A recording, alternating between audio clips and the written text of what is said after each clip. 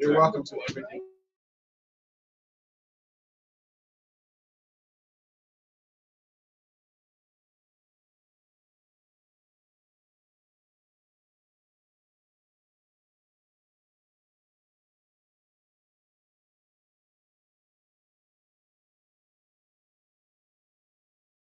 Can you pass me that? Yeah.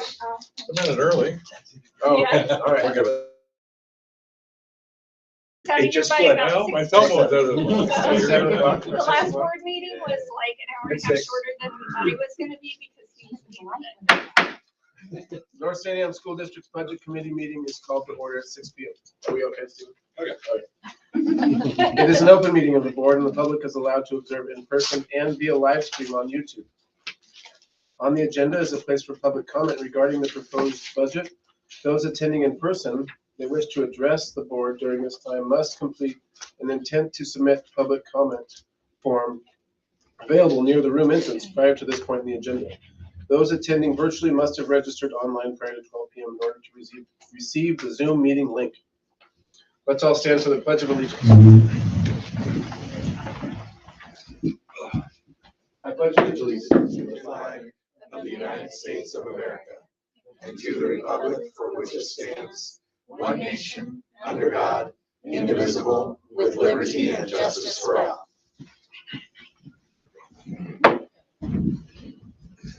Okay, welcome everyone.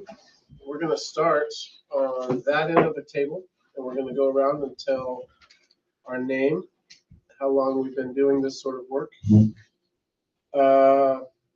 and how many kids you have in the district. Lee Loving, I get the opportunity to be the superintendent here in the North Sandiam School District. 27th year in education, finishing up my 3rd as superintendent. And I've got 5 kids, but only 2 of them are in the district because 3 have already flown the coop. So I've got a junior at the high school and an 8th grader at Sublimity. Rhonda Allen, Director of Business and Fiscal Services. I've been doing this for 20 years. And I don't have any kids in the district. I'm a grandma, so they all live up north. I'm Sarah Silvernagel, benefit specialist. I've been with the district for about 18 or 19 years now. My 2nd year in this role, and in September, will have 2 kids in the school district.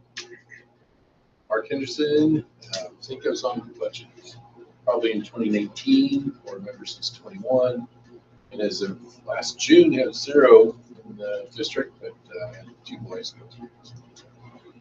Randy Forat, I guess budget committee since 2020, it says there. Booster stuff I started in like 2013, and 2 boys graduated from the district in 16 and 19, and they are out of the house, and it was amazing. And we have our lives back. It's pretty great. Alicia Oliver, board member since 2017. I can't remember if I was on budget committee 1 or 2 years before that, but 3 kids that have gone through the district, and then oldest grandson is a 2nd grader at State Elementary, and then we'll have a kindergarten granddaughter in the fall. Karen Odenthal, been on the budget committee since, I guess it says since 2019. I'm glad you saw it so that I could remember something. I don't remember how many years it's been. I'm also on been on the long range planning committee. And I'm an anomaly. I have no children that ever attended the school district here. My children attended Regis. So I got a different view. And I have grandchildren too, but they don't live around here. And they're in the Catholic school system. Brooke Conley, met my wife in the school district. We graduated 5 sons through the district that attended with some folks that are here, and a grandson that's a junior, granddaughter that just graduated last year, and 4 more grandkids are probably going to be in the district pretty soon. So yeah, I've been a state guy for a long time. I'm Mackenzie Strawn, and I've been on the board since 2021. I've got 1 kid in the district. I also met my wife in the district at school. So you both. Yep. And Coral Ford, let's see, I've been on board for 4 years and was on the long range planning committee and budget committee for a couple years before that, so a total of 6. I had a daughter that graduated in 2023 from State High School, and I currently have a sophomore at State High School. Brandon John, alumni 2003. Met my wife also at State High School. Got taught by Mr. Conley. I was also on the long planning committee, and then I'm also active Booster president, recruited by another Red. Yeah, so blessed to be here and committed for a long time. Mike Wagner, I've been on the board since 2007. I was recruited by people in the district. But, I have one daughter that graduated from here, has a bunch of grandkids that have come through the system. At the moment, I don't have any direct descendants in the system. And that's really the challenge of reinventing yourself over again, is figuring out where you get your information from. All right, Scott, I don't know if you caught on, but you gotta say how long we've been doing this work, however you want to define that, and how many kids you have in the district, and your name. Mackenzie, I thought I timed that. And did too. Scott Knox, let's see, I'm trying to remember everything you said. Grew up in the area, multi-generational. My father attended Mary Lynn when it was opened in the 2nd grade. Have a spouse who went to Staten schools, and full disclosure, she works for the North Sandiam School District. In addition to 3 children that went through the school district, one decided to go into education herself. I work as a juvenile probation officer. I've done that for 27 plus years now for Lynn County. And I won't say I was voluntold, but I was highly encouraged to get myself involved with the district. This is my 3rd, 4th year on the budget committee. Hopefully I covered it. Thank you. Hi. I think I heard everything you wanted to say there. So I'm Aaron Kramer. My apologies for being late. I've been on the board since 2019, and my 2 boys did the majority of their schooling in the North Sandiam School District. Both graduated now. Let's see. I was a physician assistant at Sandiam Hospital and Clinics and a manager there. And for the last 4 days, I've been an assistant professor at Pacific University. And I will figure out the commute back and not spend as much time sitting at stop signs in the countryside. All right, I'm just gonna keep going. Nominations are now open for budget committee chair.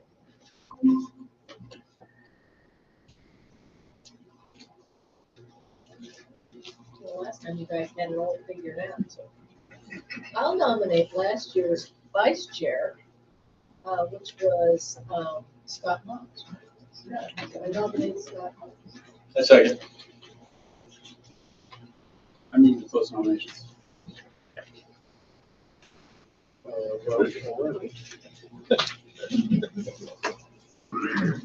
Hearing no more nominations, I will declare nominations closed. And we can all vote. All in favor of Scott Knox, say aye. Aye. Opposed? All right. I apologize for the procedure. It's pretty much Sorry, that. did I miss something? Nope, you're good. I was just gonna hand this to him. So there's a little bit of a script in here for you, so you don't have to try to make everything up. So you are right here.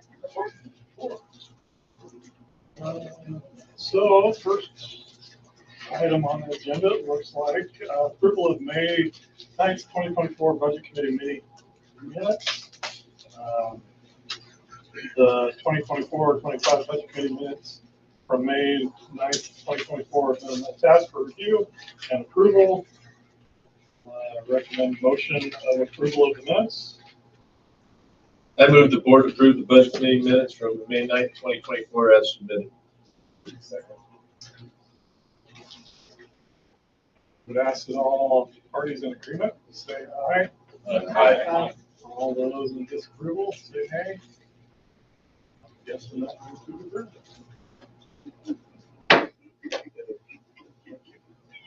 And I guess we'll turn the floor to Mr. Fleming. Thank you, Mr. Chair.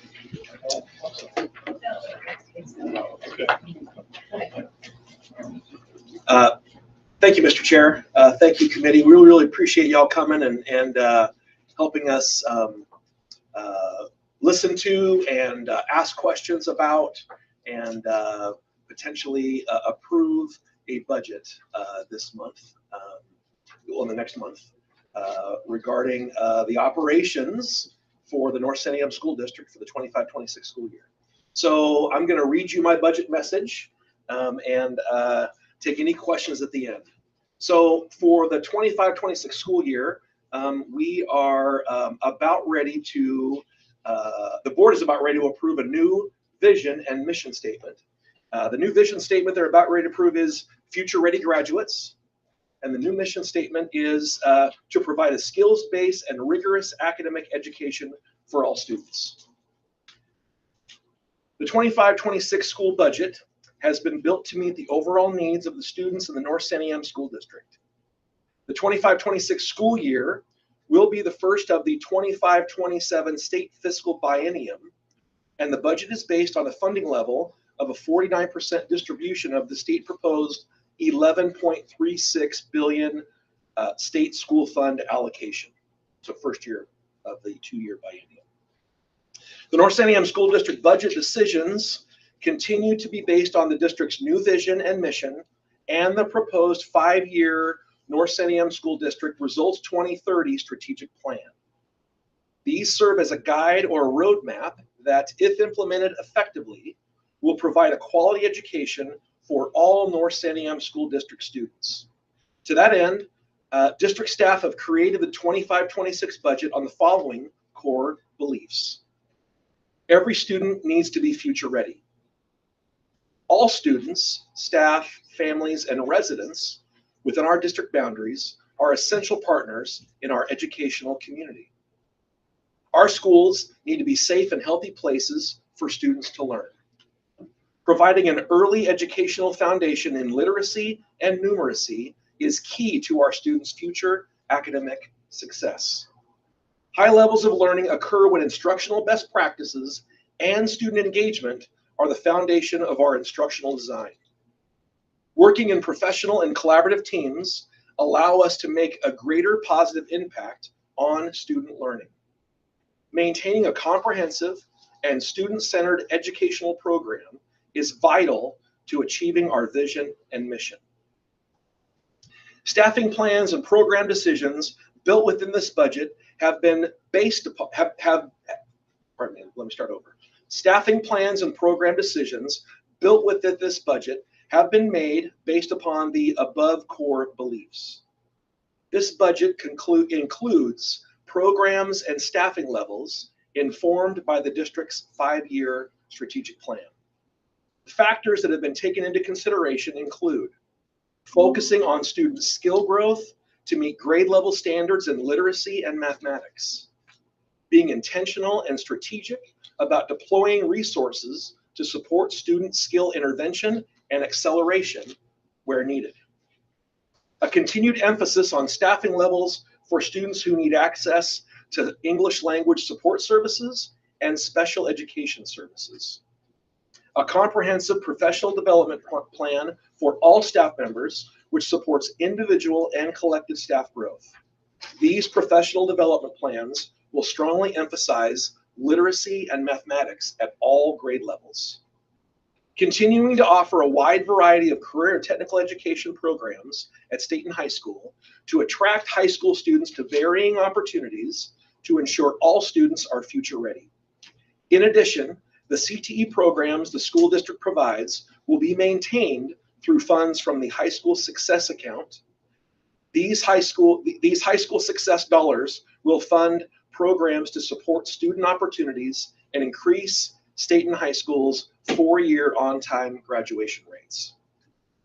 Additional grant dollars made available during the 23 legislative session will fund further implementation of our early literacy work. Based on our current and projected enrollment for the 25-26 school year, the district has budgeted to receive funds for 2,055 student ADMR and 2,468.18 student ADMW. We believe these projections are in line with a fiscally responsible budget. The district will pay close attention to future enrollment levels to ensure that funding matches our student enrollment trends. Continued development of our district programs can only help increase our student enrollment while developing future-ready students and citizens. At this time, there are still many unknowns regarding the 25-26 general fund budget. These unknown factors include an unfinished final state school fund budget from the legislature, unlikely to be known before mid-June. The long-term ramifications of current and future executive orders from the U.S. government. The financial impact of a new license contract that is currently being negotiated. And the actual fall student enrollment totals at each grade level, especially kindergarten. Our kindergarten enrollment level slightly decreased again for the 24-25 school year. With the projected enrollment and known and unknown budgetary conditions outlined below, the district needed to reduce approximately $800,000 in the general fund for the 25-26 school year. The following reductions have been made to meet our budgetary goals. The first area is FTE.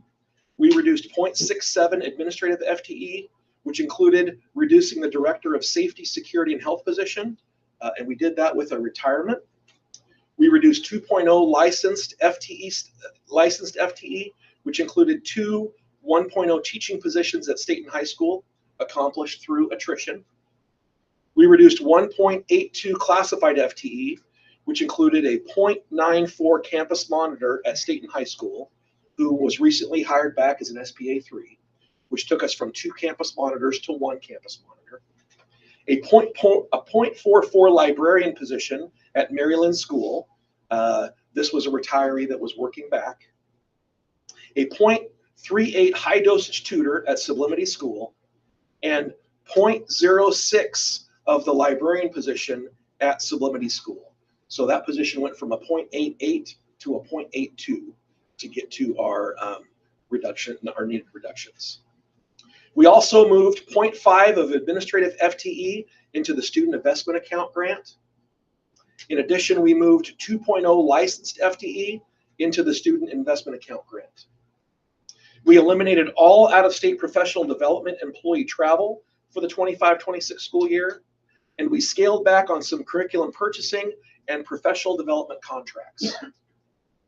The school district also needs to prepare for inflationary increases in operating costs, such as utilities, supplies, maintenance, and contracted services. Furthermore, we must prepare for the large anticipated increase in PERS rates again in 2027, the early depletion of our PERS site account in 2027, and unemployment liability for the 2025-26 school year and beyond. At this time, through our PERS site account, the district has had very low PERS rates. This has allowed us to use our financial resources to enhance student learning. In this 25-26 budget, the district has budgeted an additional $1.5 million of projected PERS liability. We are also concluding our first year under Oregon's new classified staff eligibility for unemployment benefits. With the district being self-insured for unemployment, we have to anticipate continued increases in claims during school breaks, meaning the winter break, spring break, and summer break. In addition, the district is scheduled to complete a district-wide facility assessment of every campus in May of 2025, this month. In the 25-26 school year, we plan to update the long-term facility plan that was last updated in 2019. The facility assessment and long-term facility plan will be funded through grants from the Oregon Department of Education. The district will complete those assessments and use that information to determine if a general obligation bond should be sought in the near future. As a reminder, the Budget Committee's role focuses on program and service prioritization and recommending adjustments, increases or decreases, to funding levels proposed by the superintendent and the Director of Business and Fiscal Services. The committee ultimately approves the final budget document. Personnel decisions, transfers, contracts, and related matters remain under the purview of the superintendent and the school board. As we move forward now, and with future fiscal development, we will strive to maintain quality programs to help ensure students graduating from the North San Diego School District are future ready, whether they attend university, college, trade school, participate in an internship or apprenticeship, enlist in the military, or enter the workforce. I am so grateful for the support, participation, and viable solutions provided by members of our community, district staff, the budget committee, and the members of the school board. I believe this budget is both educationally sound and fiscally responsible. Sincerely, Lee Loving, Superintendent of the North San Diego School District.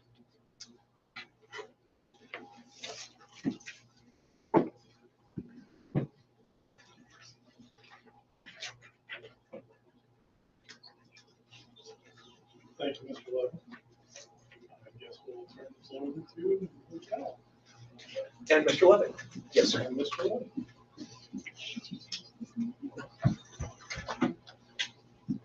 So if it's okay with Director Allen, I will begin the PowerPoint. Is that okay, Director Allen? So I'm. Excellent. No, no, please come on over here. You and me, sister.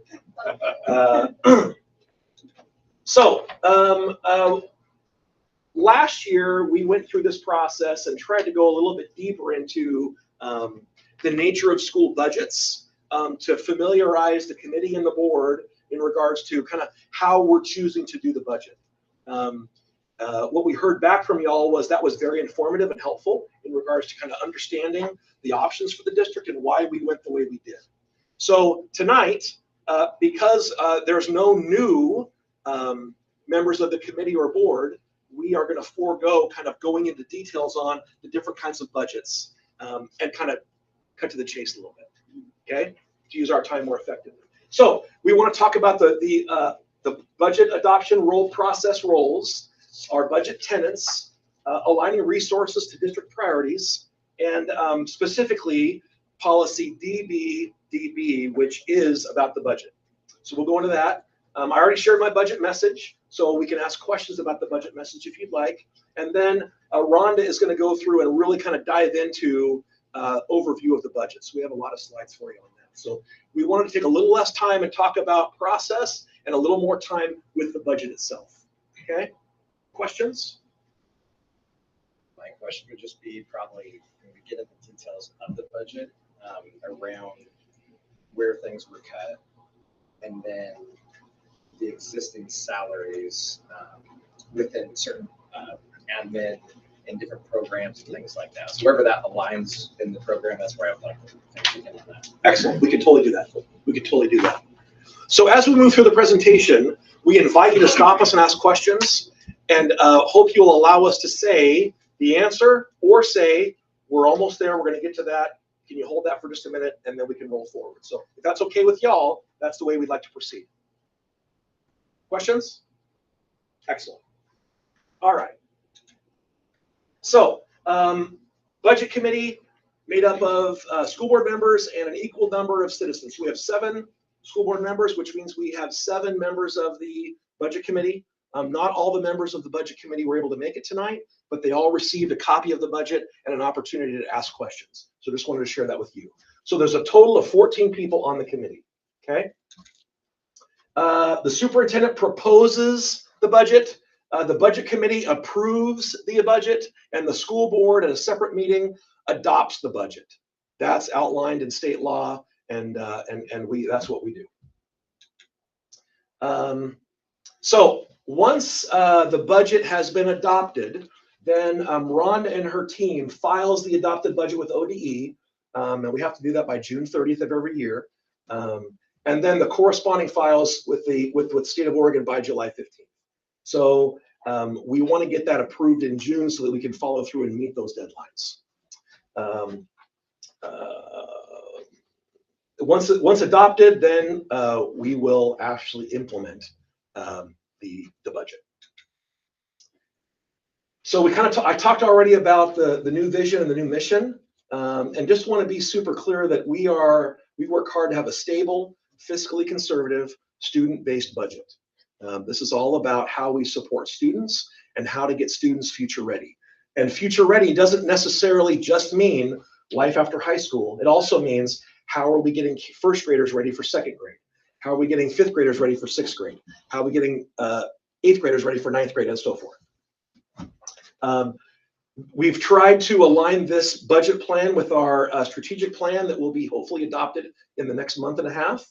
Obviously, we want to make sure that we've got effective and appropriate operation of the school district. And to do that, we've got to make sure that we've got an adequate contingency and unappropriated fund balances. And we'll talk about that more in detail later in the presentation. Okay. Major tools to assist us in getting future ready are the core curriculum adopted by the school district in all the different areas, but especially math and literacy focused. The Avid College and Career System, CTE, visual and performing arts are an important priority for our school district and our kids. Our belonging work, K-12, and then we've got a social emotional learning tool that's especially used at the elementary middle school levels, but also now at the high school level, which is our ruler program. We can go into more detail on that later if you're interested. We've talked about the different type of budgets, and we have implemented here in the school district what we refer to as a modified student-based budget, which means we create a base funding for all the schools, and then no school gets less than the base. And we have a slide on this a little bit later, okay? Schools with larger identified student needs may see strategic investments in their school specifically towards students. And then this kind of budget is really committed to long-term strategic investments. So we don't want to try something and really not be able to see the results from it. We want to, if we're going to do something, we investigate it thoroughly, and then we try to implement it over a 3-year period and improve during that time, obviously, do more discovery. But we don't want to like do this 1-year commitment and keep flashing back and forth between programs. So this kind of budget, you want to commit to 3 years if you're going to do a thing. And then this budget is really only possible when budgets are stable year to year, like they are in our school district. Unappropriated fund balances and contingency. So when we talk about contingency, that is a number that really is set by the school board. And this school board has some preferences around that. And then the unappropriated fund balances are funds that are the school districts, but we don't give appropriation authority to spend because those funds, there's some funds that need to be available for carryover to be able to pay employees and do operations before we get our school payments at the end of the summer. So those are important monies that have to stay in part of that ending fund balance and beginning fund balance. Some people get frustrated or confused about understanding really what unappropriated fund balances are. So I want to stop right now and what questions do you have about unappropriated fund balances as a concept? Okay.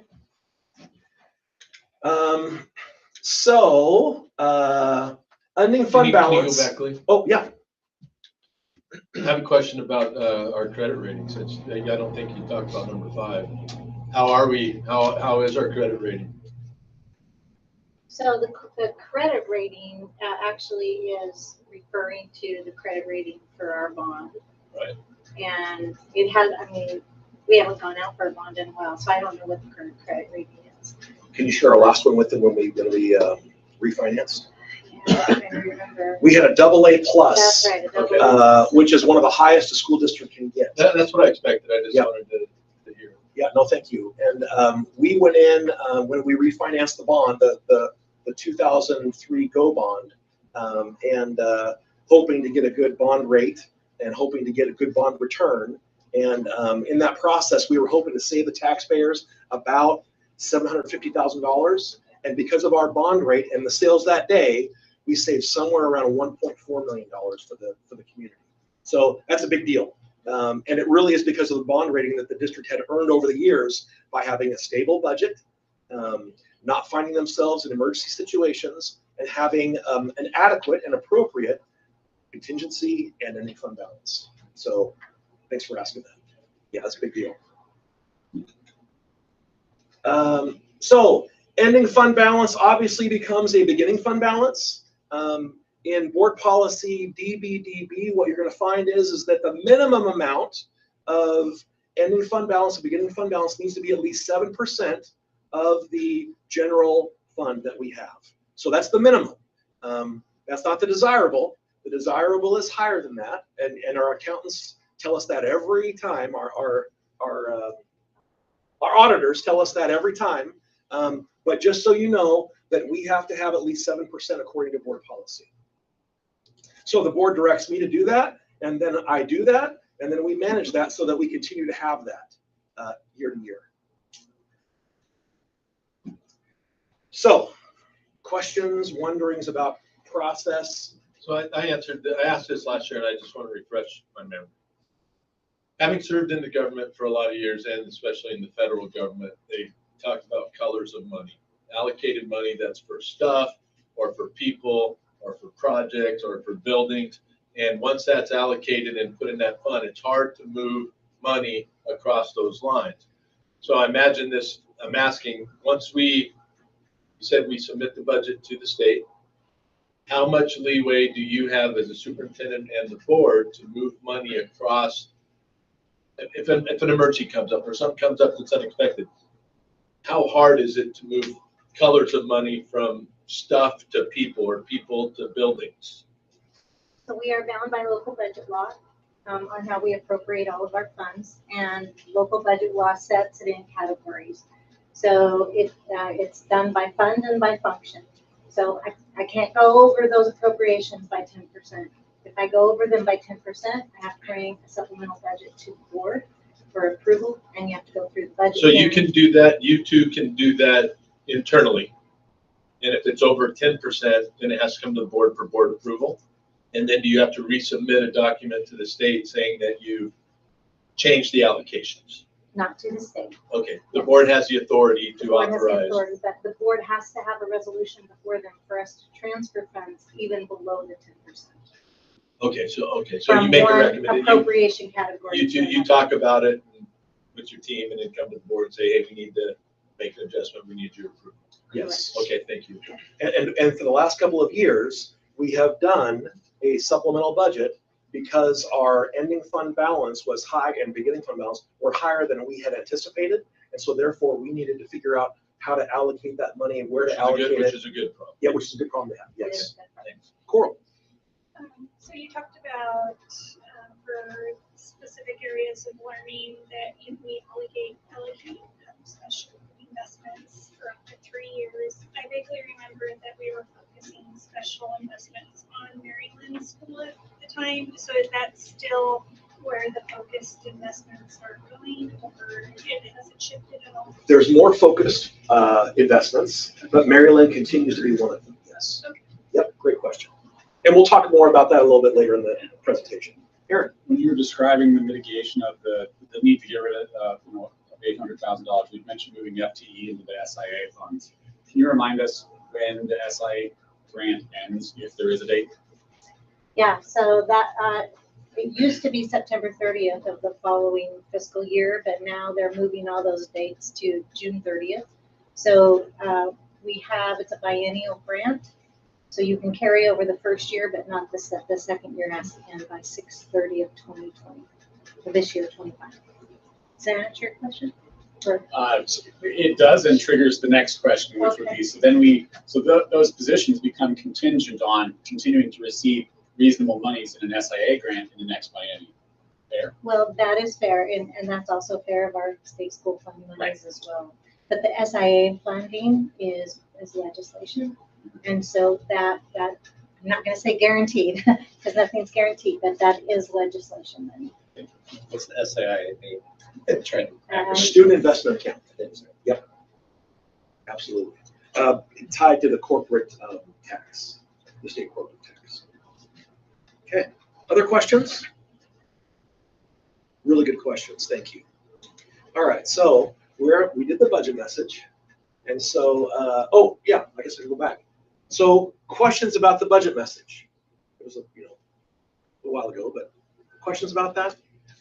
I don't know if any of you marked notes as you were reading through and had questions about that. Okay. Just a comment, you know, we've seen the writing on the wall for the reductions, but yeah, the way you've handled that and spread the pain, you know, over those areas. It's a good way to do it. Thank you. Thank you. Other questions? We don't anticipate any teacher strikes or anything like that would mess up your budget? Boy, we sure hope that we can settle this contract respectfully and efficiently and get teachers in classrooms in August when they should be there. So But there we're are negotiations going on now. There are, and I'll tell you that they're very respectful and healthy and positive. So they're going well. And I think members of the negotiations team from both sides would say that. Yeah.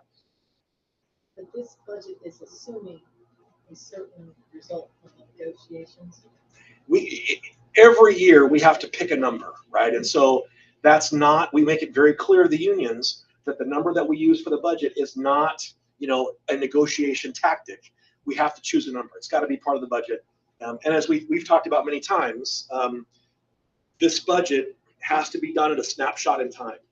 And the day after we do the snapshot and start working on the numbers, it's probably wrong one way or another because of how quickly things shift.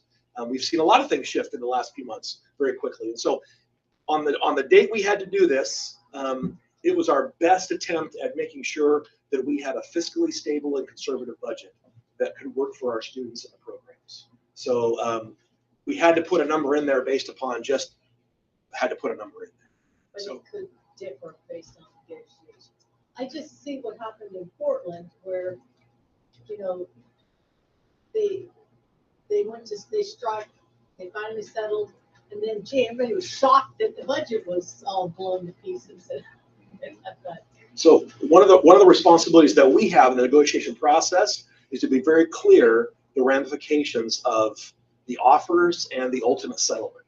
So there can't be surprises at the end for anybody. We've got to all walk in with wide eyes. Here's what this means. Here's what this means now. Here's what this means long term. Well, So it's the public that doesn't know that. right, and that's something that we're going to have to communicate well.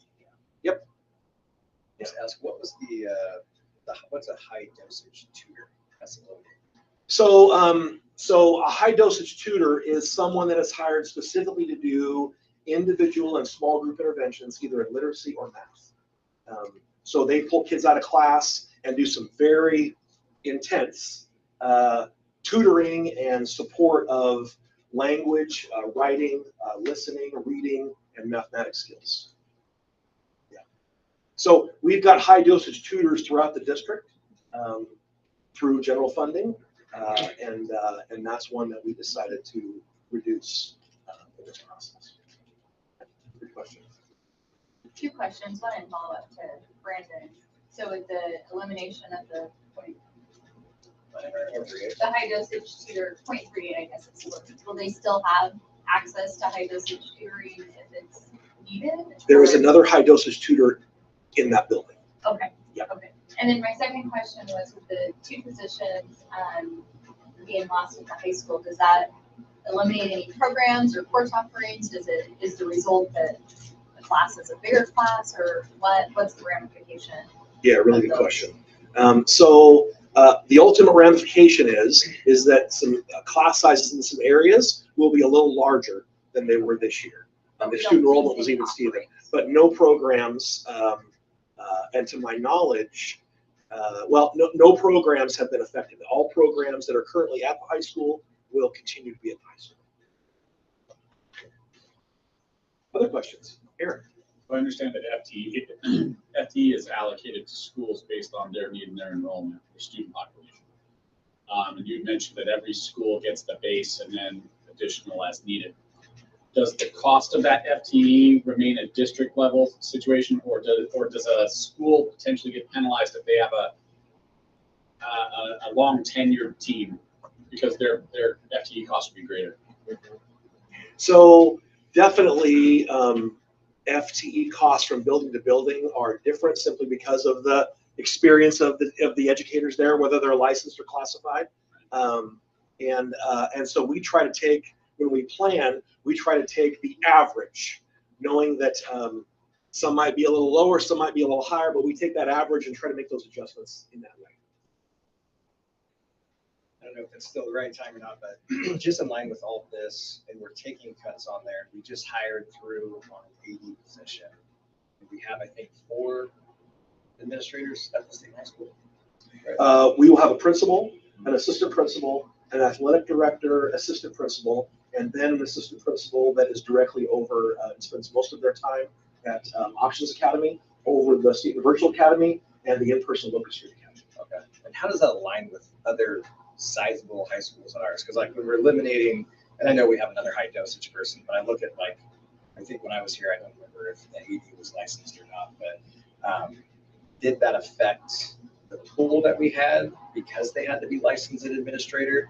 And not that I'm anticipating hiring that, right? But I'm just looking at does that increase wage to be able to have them licensed at that administrator state, and when we already have an assistant principal, when their AD position doesn't need to be administrative, I guess is what my question would be on that. So it's if you were to look across most 4A, 5A high schools, the athletic director, because of the supervision of coaches, are typically administrative because of the evaluation process and what they oversee and the budgets that they're in charge of. So there's the 4 aligned. I guess not just the AD position, but there's the 4 aligned administrators, even though we have the extra program over there. Is the 4 necessary aligned with the 4 other 4A size like us as well? Well, that's complicated to answer because most schools our size don't have the Options Academy that have the virtual. Usually they've got a separate person doing that. And for a while, they had an Options Academy principal and 2 VPs and a principal at the high school. So when I came in our first year, I didn't feel like when that principal left, we needed to pay principal wages. So I put that under the umbrella of the high school so they could maybe share staff a little more efficiently to save some money from hiring a principal to hiring an assistant principal that could then function in that capacity. Make sense? Yeah. Okay. Other questions? Okay, excellent. So I'm going to turn this over to my friend Rhonda. First of all, I just want to say thank you for serving. I appreciate your time, and I know you're volunteering and you're here, and it's we just appreciate it very much. So thank you. One thing I wanted to mention as we head into the actual document, I promise you we're not going to go through every page, so don't panic, all right? So hopefully if you've brought your questions with you, and I'm going to hit the highlights. But I just wanted to point out that this has been a particularly challenging budget season. And I've been doing this for quite a while, but this season has been a bit challenging. And I think it's all the uncertainty that we are facing at the state level, all the uncertainty at the federal level. And it's been really hard to land on a number. So, but we did. We landed, and we may be adjusting after the budget is adopted. But I feel very confident that the place where we've landed right now is a fiscally sound place.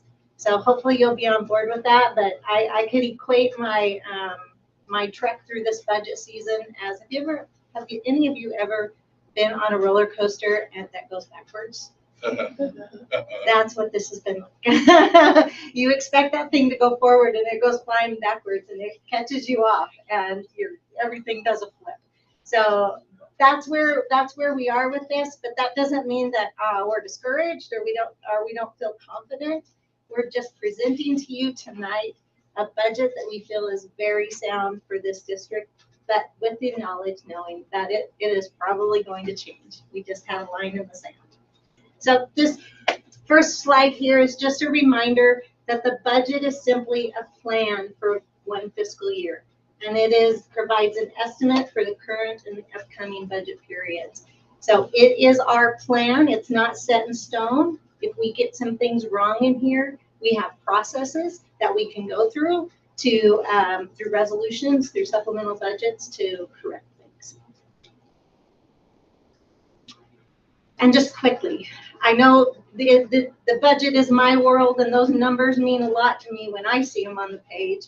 They probably aren't as endearing to you, but I just wanted to quickly share with you that the budget is developed using a chart of accounts, which is developed by the Oregon Department of Education.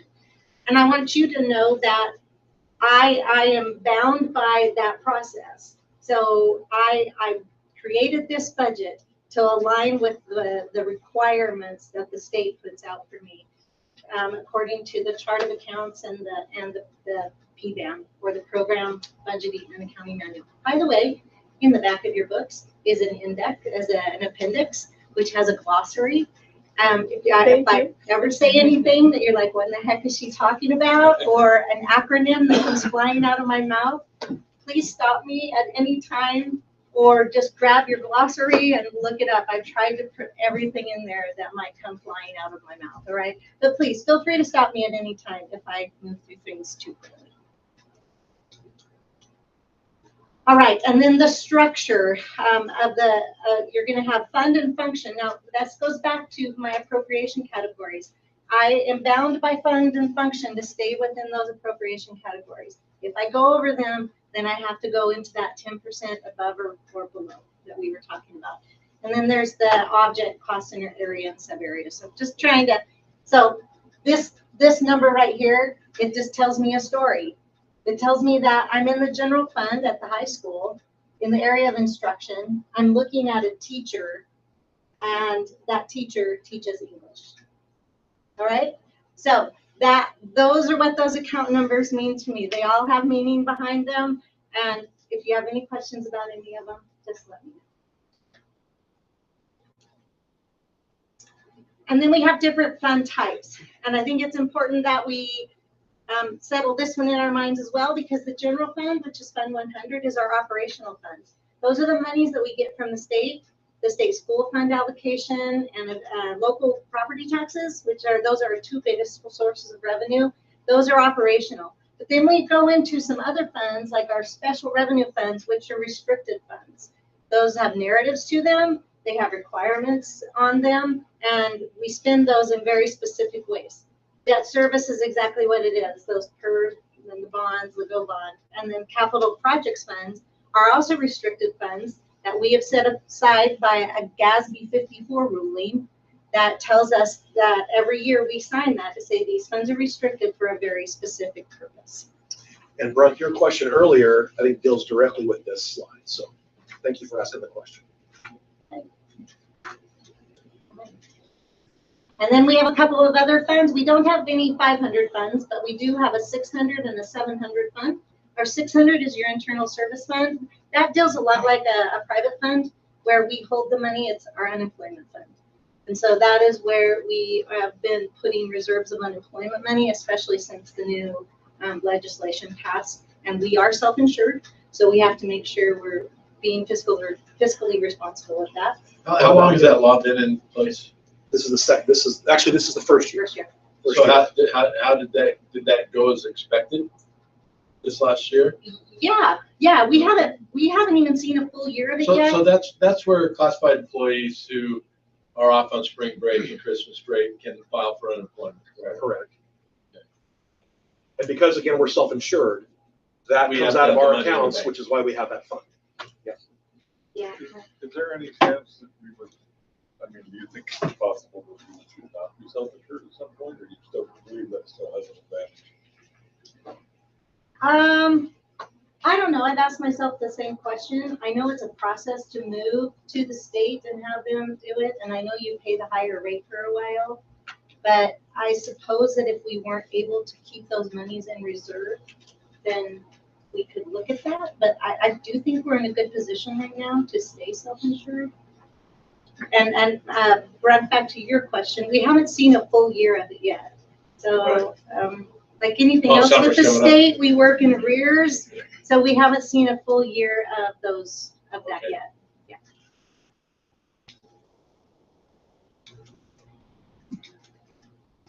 All right, and so I just have some definitions up here. The general fund is where all our state school fund money is, property taxes. We have the common school fund, some federal forest fees, contingency and reserves are sitting there in our general. And then we have those special revenue funds, which are restricted, and we talked about those. Our debt service funds, which are the payment of long-term debt, which we'll get to that. It's further on here in the capital improvement. We've talked about the long-range facilities plan. We've been very diligent about reserving these funds until we have a plan in place. So that's been very important to us. So once we get that long-range facility plan going, then we may see more use of these funds. And then this is our 600 fund, which is the unemployment, and then our trust fund is actually scholarships that we have generous people do donations, and they're scholarships for our high school students. So as we look at our main source of revenue, the one thing I want you to understand as we're going into it, and why you may see adjustments throughout the year, and maybe even adjustment on the number that I have right now, because it's already changed about 5 times since I've done this budget, is that ODE has us working behind in the present and in the future for one number, right? So I'm constantly having to reconcile behind me, reconcile ahead of me, and project ahead of me, and then work in the present. So there's just, in May of the following year is when we reconcile that state school fund money. So it's just having that in mind and knowing that this is an estimated number. I'm going to skip that one. I'm going to go to ADM. So here's our funding is, our operational funding is based very much on average daily membership. All right, so the students that we have in our district, each student comes with a rate that we receive. They come with special weights like special education, pregnant and parenting, ESL, which is English second language, poverty, foster. There's a small school correction that we get, I believe, for Mary Lynn. So here's what's happening, and that what I wanted to explain to you is that this is the estimate I sent in December, right? I sent this in, and I estimated that we were going to do our budget, as Lee stated in his message, at 2,468.18 ADMW. That means that your average daily membership with the weights added to it, those weights that I was talking about. Now, this right here, I think I flipped those wrong. This right here, no, I didn't, is what they're going to pay us on because it's extended ADMW. You get the higher of the 2 years. But here's your conservative business director. I don't always go with this because if I feel like this is more true, I am not going to spend money that's not ours.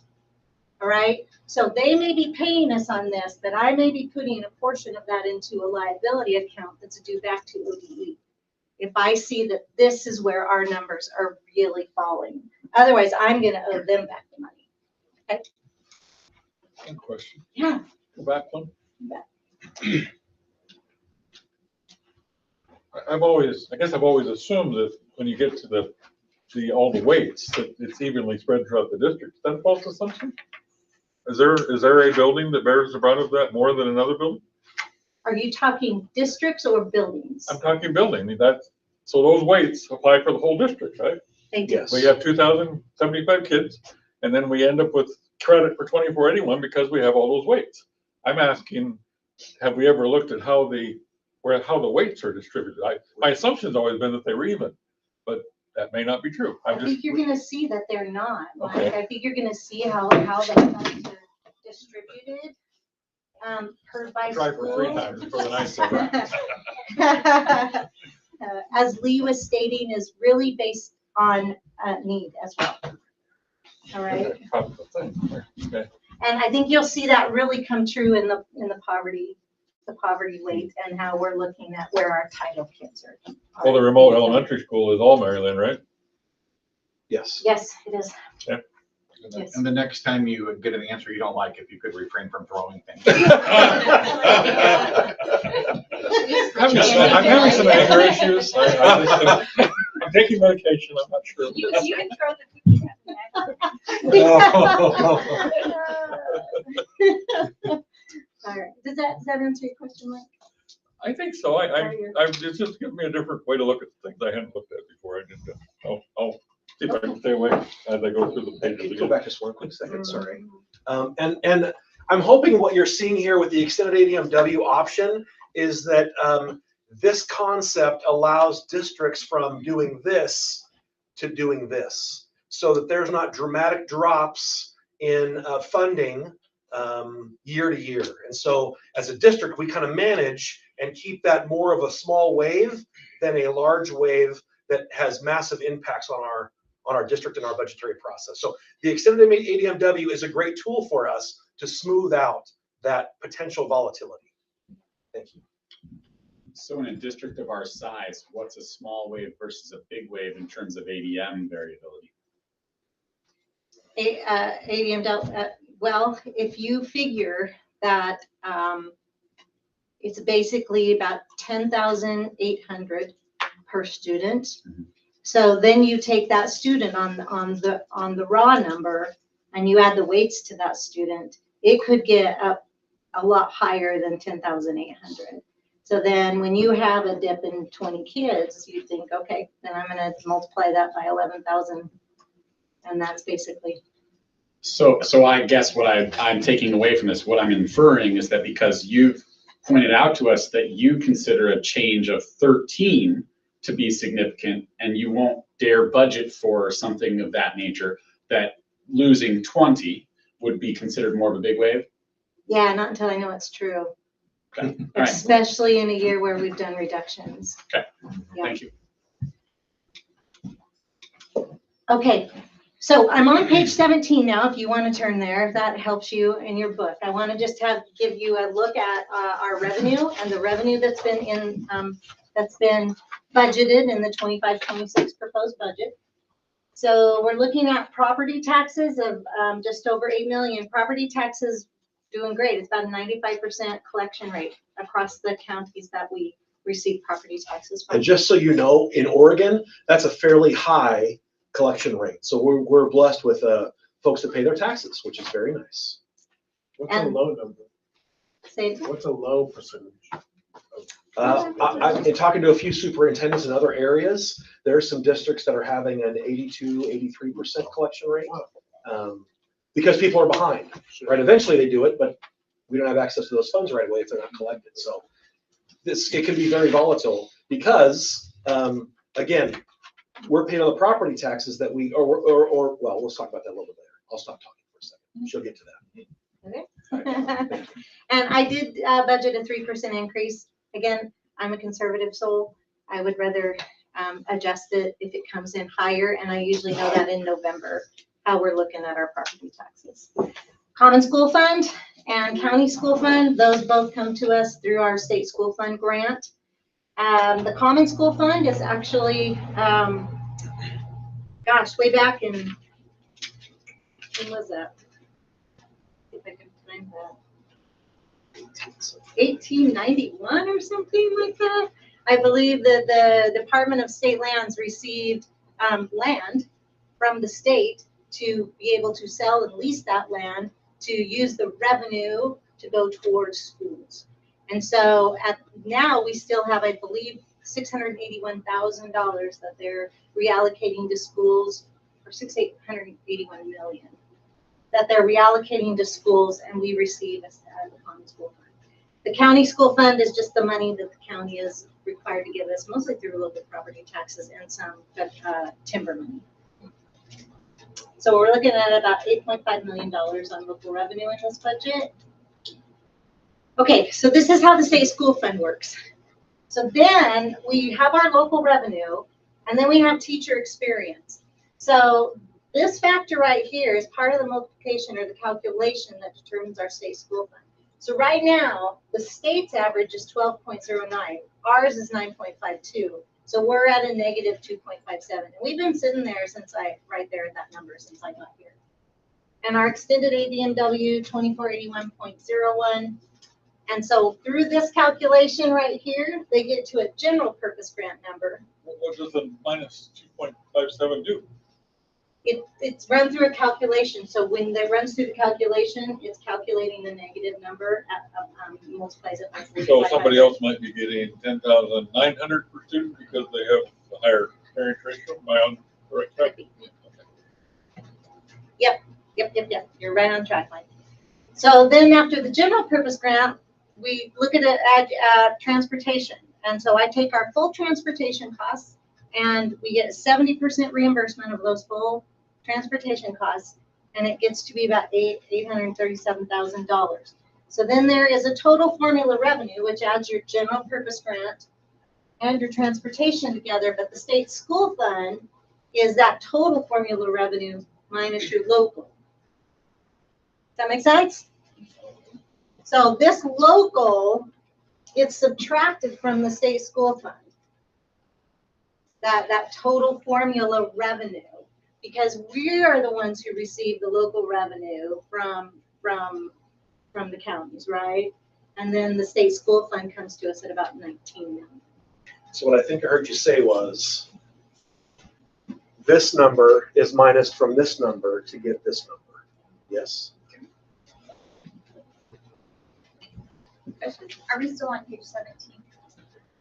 That I can ask a question about page 17? Yes, absolutely. So it's item 2102, the General Education Service District funds. It was quite a drop from your prior. So does that mean we're using more services from the ESD?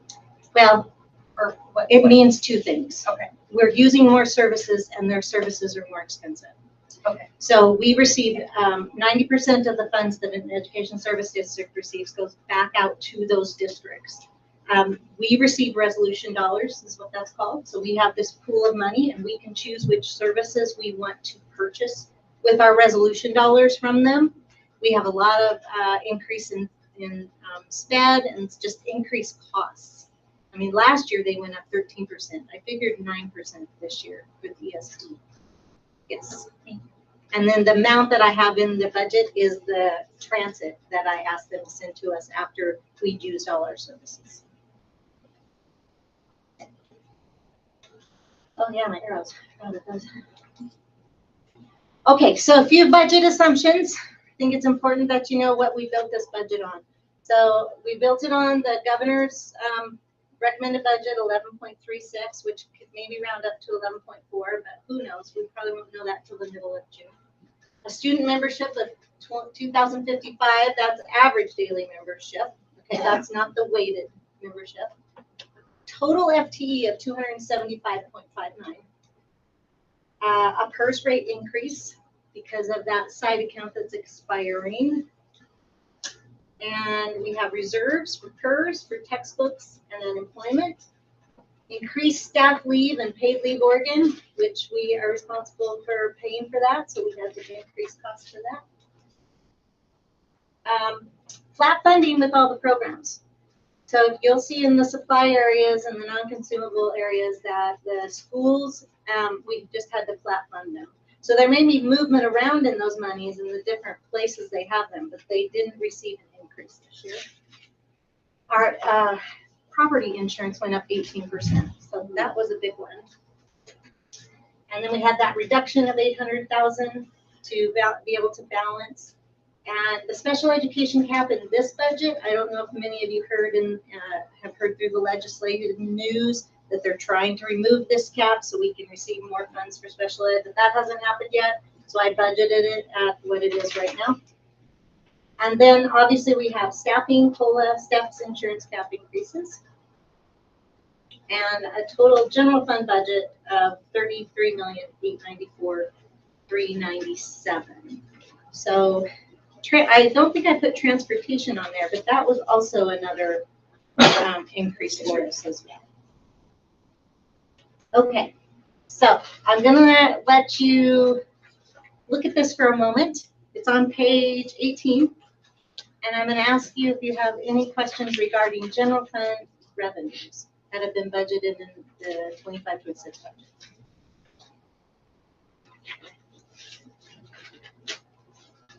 It's just fair to say that all of our federal money that we receive just does not land in the general fund. It lands in other funds, correct? That is correct, in the special revenue funds. Thanks for pointing that out. We'll get there.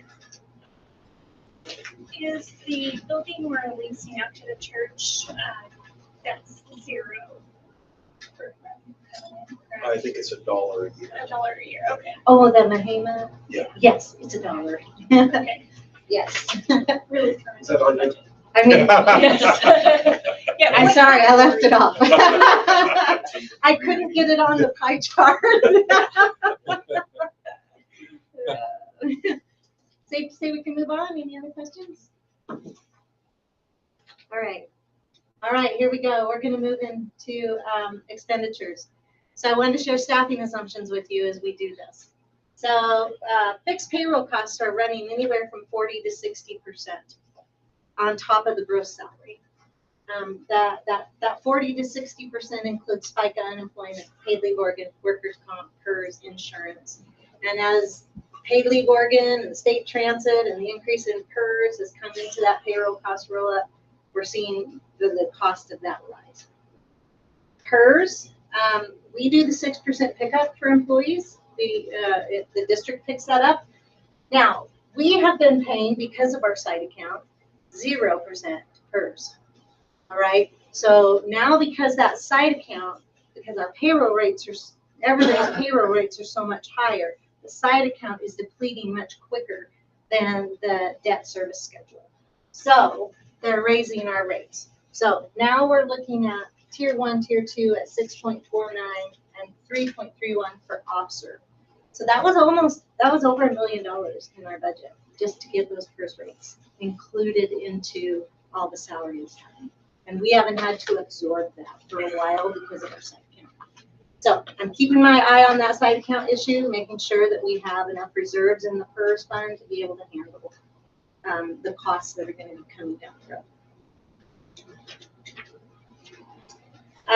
As we said, licensure and negotiations. So we don't have a settled contract, but we did land on a number in our budget because we had to put something in there, right? So we do have that classified as part of the collective bargaining agreement of the year that they're in. So they have 3% COLA. We added a step. They have a step on the salary schedule. We added step 10 to the salary schedule, and their insurance cap goes up to $1,675. Questions on assumptions? All right. Just a quick look at this. These are the programs that we budget for, and those are the services. So this is where all that appropriation lies, and those are the services that fall within those appropriations. So salaries, employee benefits, purchase services, supplies, capital outlay, transfers, and other objects. So as you're looking through your book, those are the 7 major services. So we're going to start talking about expenditures. They start on page 21, if that's where you would like to go.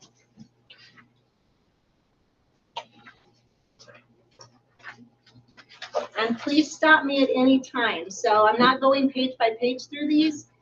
The biggest changes in all of these programs and the services attached to those programs fall right here in salaries and employee benefits, because we pretty much flat funded everything else that we could, except obviously for insurance, transportation. Those are contracts that we have to keep up with. And remember, we're talking just about the general fund right now.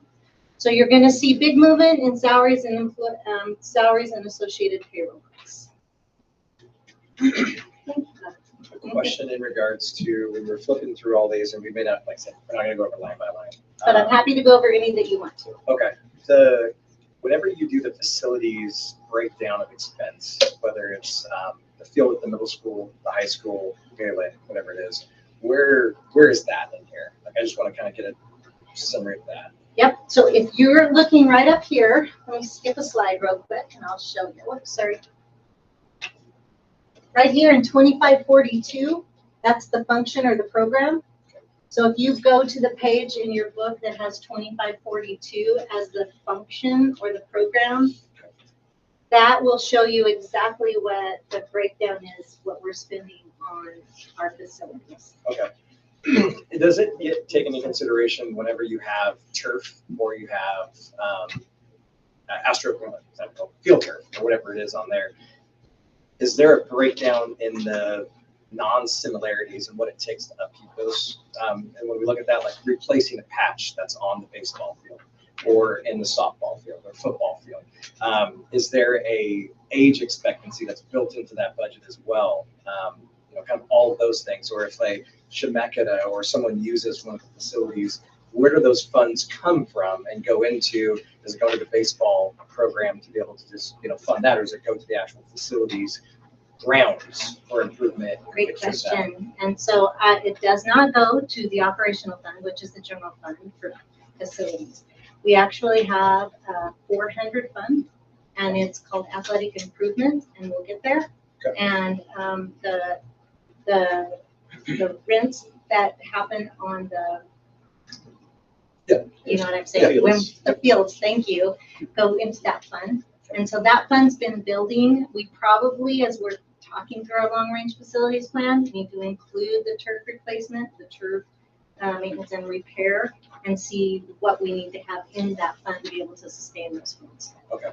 I just know when we were on the long, you know what I'm saying? Long-range facilities. Yeah. When we were on there, there was somebody that I respect highly, Randy, not for I respect you too, but Randy Cranston, that served on the budget committee for years and years, and they constantly rolled over bonds to try to fix things and repair things. And we were talking about it even within like the boosters of like trying to figure out, it's like baseball saying, well, right field's breaking down. Softball field with the pitching, there's already run it out on that side of it. And it just seems like there's a lot of reactionary to it. And just trying to see if we can align somewhere today, trying to figuring that out, because there are parents that are concerned. Just trying to see if like, did we vet that out? Do we know what that 10-year life is on those, or is it really just kind of, we'll see when it comes up? And I'm going to say I don't know, but you're right. We should vet that out to see what the maintenance, repair, replacement for that is, and again, what needs to be reserved in that capital improvement fund. Yeah, because it used to be it's a blessing to move on to in Oregon because the facility actually stays up. But the problem is you used to have fertilizer, turf buildup, all this stuff. You had expenses, and then you remove it because you take it for granted, and it's like, oh wait, we still have to fix that. Right. So that will also be part of the facility assessment that we're getting. Yes. This month through ODE, and then this summer and fall with the grant that we're going to be applying for through ODE. So that's part of that process. Okay. And then giving us recommendations on what that should look like. Okay. So this is kind of a tangent off Brandon's question because it's a good one, but Brandon's underlying question, I think, is essentially, we don't know the cost of maintenance of natural grass versus artificial turf. But is it fair to say that regardless of that, that's different than field replacement or repair? Essentially, maintenance of facilities means all of our facilities, whether they happen to be plastic or grass, correct? Yeah. Okay, because it's not like we've divided it out into different funds. No. There's just that athletic improvement fund that sits in the capital improvement area. It's definitely overarching. Right. Yep. Okay. All right. So I'm going to go back one slide. These are all the instruction activities. I don't know if you had questions on those, but what I tried to give you is a snapshot of the budget in these appropriation categories, showing the total budget amount in those categories, and then the total FTE represented. Now remember, the total budgeted amount is not just the FTE. It is all the contracted services, the supplies, the dues and fees, all those other things. So you can see right now in our area of instruction, we have 161.78 FTE and just over $19 million. So any questions that you had from the book in those functions or those areas, those programs? Did it originally say 275.59 FTE and it's at 161.78? That's just this function. Okay. Yep. So we have a 2,000 function that we're going to get to, and we have special revenue funds. The 44 FTE in those special revenue funds, and the rest are in the general fund. Good question. And general fund has license. Is that the? Yes, it does, but so does some special revenue funds. So like that student investment account, we have licensed teacher, mostly counselors and behavior specialists in there. Then we have our high school success fund, which also has some licensed teachers in there for our college and readiness program. Okay. Is this an appropriate time to ask about, like, not to be a dead horse, but so we have the admins at the school, at the high school. There's also TOSAs. I've learned about that. And what Teacher on special assignment. Yeah, and how many of those do we have throughout the district? 2, 3, 4, 5, 6. I believe 6 throughout the district. And how are they aligned with each school program? Like high state? Middle school? So all schools have a dean of students. And then the high school also has a TOSA that is a curriculum specialist, specifically around AVID, but does instructional coaching. And then, so what's in all those TOSAs, they're licensed teachers? Is that what Yes, they are. And they're not doing necessarily the education, like teaching a class, they're on special assignment. Most of them are with discipline. I mean, all the deans of students focus on discipline at the schools and supporting day-to-day operations. Okay. So at like the high school, just for example, I think you said you have 2 TOSAs and 4 admins. So you have 6 people that are kind of like not, like almost like management, leadership. Including Options Academy. Yeah, exactly. Yes. Yeah, okay. And 2 of them are options. One's One of them is Options. Okay. Yep. And then the other 5 are for the high school. Yes. Technically. And then I'm just like learning about all these roles and everything else. And it was just interesting. So then we're like, when we talk about budget, we're cutting, like say, for example, like we were talking about the tutor there at Sublimity. But we have 4 admins and 2 TOSAs, 1 dean over at the other program. Are they like salary on those? They're on the licensed salary schedule. The classified, the TOSA, sorry, not the TOSA, the high dosage tutor is a classified position, not a The licensed. TOSAs Okay, are so- licensed. Okay, yeah. Okay. And how are so those positions, are they vetted out? Are they hired by you, like the school board, by you guys, by the high school, like the local leadership? Which positions? The TOSAs. The TOSAs are hired usually by the high school principal, by the principals of the schools that they're at. Okay. Yeah. And are those like a year by year, or are they like until they don't need anymore, like residency? I look at it like, I guess the reason why I ask about it is when we hear about like 2 FTE for teachers license, I think is what it was. And we have in what I consider like my industry, you have middle management where it's not directly impacting like the kids' education. Maybe the admin's workload is high, so we're trying to disperse it out. But at the end of the day, an influx or too much middle management doesn't create efficiencies. And so I'm trying to figure out how we, in our school size, have the 4 admins and then 1 TOSA, I'll just say, for the high school as well. And then we have the extracurricular program that has its own as well. So I'm just trying to figure out why, does that really align? Remember, all the kids go to the high school. The other schools only have. But they're not what there they have. yet. So they're not taking advantage of any of those programs. It's only the 4 years that they're 9th through 12th grade. So you can't use the kids that are coming through the program for those licensed positions if they're not actually being utilized by those younger groups. So there's a lot of nuances and variables there, to be really candid. And if this budget committee wants us to adjust or increase or decrease some areas of the budget and do that, the budget committee absolutely can recommend that. There's a lot of details there that's difficult to kind of talk about in this conversation simply because there's just a lot of nuances about needs in different schools. So where would it be? I mean, again, like it's difficult in this one, but we're doing the budget. So when would it be another appropriate time to do that, I guess? we could do a one-on-one meeting. I could meet with, we could do it with the HR director as well. Go through that. Yeah, okay, for sure. And just to add to that, those TOSA positions some of them are funded in our SIA. And they do meet the requirements and narrative of the grant and why we receive those funds. So I think the conversation needs to be around the why and making sure we're understanding the why and how it aligns with our strategic plan. Yeah. What is the ADM for the high school right now? The unweighted. Just ADMR. I have it in here. Right now, or what we're projecting for next year? Right now. Right now, I think we're Yes. around 670 students at the All high right, school. what's the, does that include Options Academy? No, it does not include. What's the that. idea for Options Academy? Well, Locust Street Academy has about 30, 35 students, and then SVA has, I think right now, about 112 students. So 112 that are online and 30 that are in In attendance. person, yep. And so there's 300, I said there's three FTE for options. Well, I saw that earlier. yeah, so 2 teachers, an office manager, and the administrator that is there part-time. That does both high school and Yeah. the Options Yeah. Academy.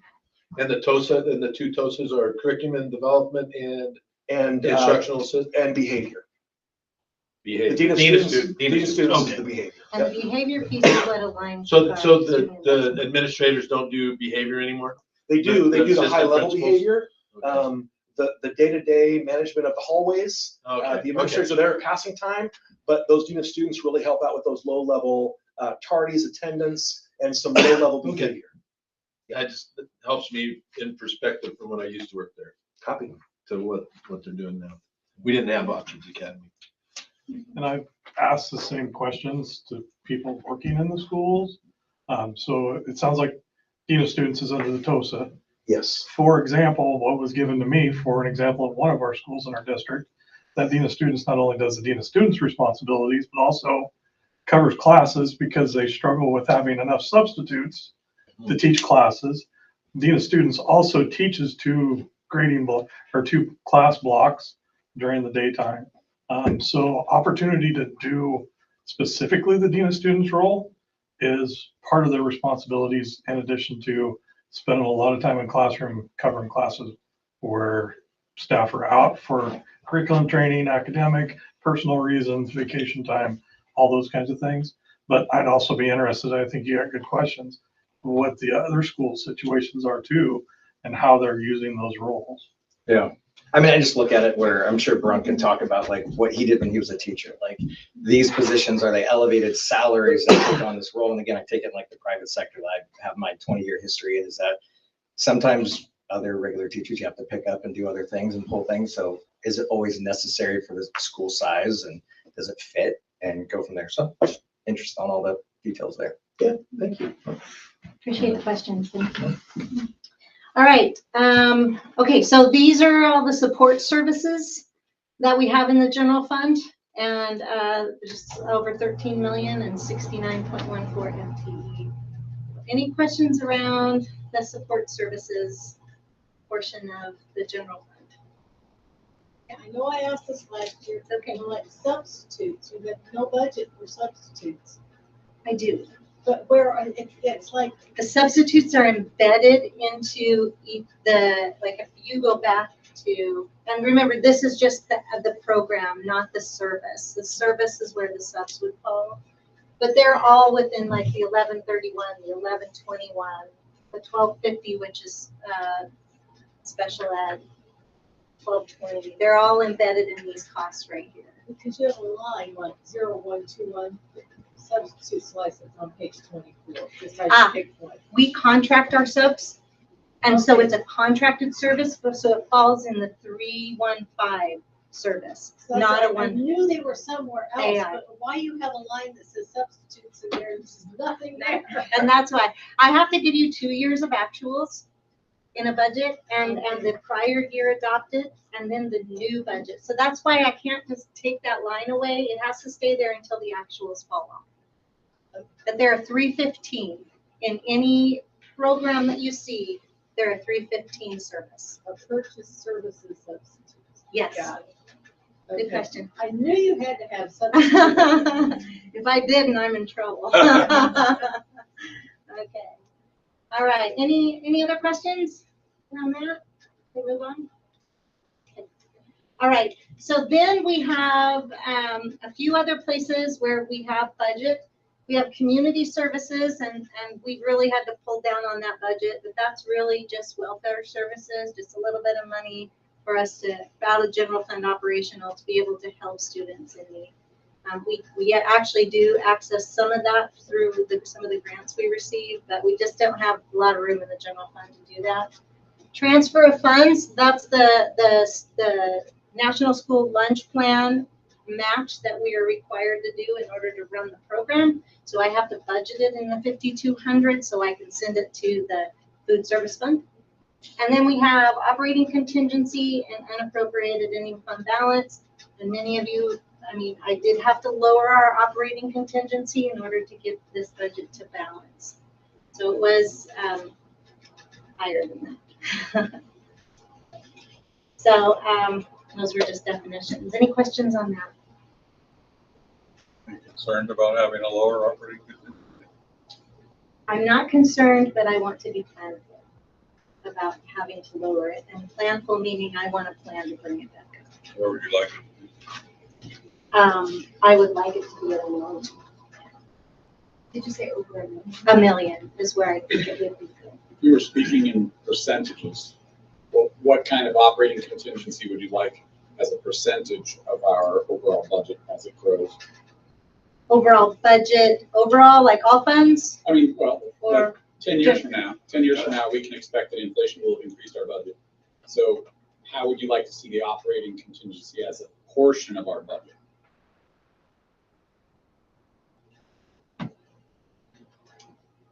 Well, that's a good question, isn't it, Mr. Loving? We would probably need to get that back to you on that, Yeah. to look at some projections. $1 million. Come up with a percentage. Right. It's Yeah, definitely right. not what it used to The be. $1 million has definitely been the target for quite a few years, but we can definitely work on that. And it's definitely not gonna fix a roof. So, yeah, but I can get back to you on that. I was thinking I'd throw a number out, but then a percentage out, but I'd rather do a little research first. That's fair. Okay, moving on. All right, I just wanted to give you a look. So these are all embedded in those expenditure pages, but I wanted to give you a look by school. All right, and so this is a new slide that I've added in here. These are the programs again of those schools, the FTE where each school and the total dollar amount that's being invested in each school. And so I have a graph coming up at the end of these, but I'll just sit on them for a moment so you can look and see if you have any questions regarding this slide. This is Mary Lynn, and it's general fund expenditures and the total FTE that they have in each one of those. I'll just move on unless you tell me to stop. This is Sublimity. Sublimity has 34.99 FTE, and they have over 4 million in expenditures. And if you see, you can see where the majority of the budget is. It's in the area of instruction. And then we have State and Elementary, 42.7. They're at 4.7 million, and they have over half, almost half, in that area of instruction here.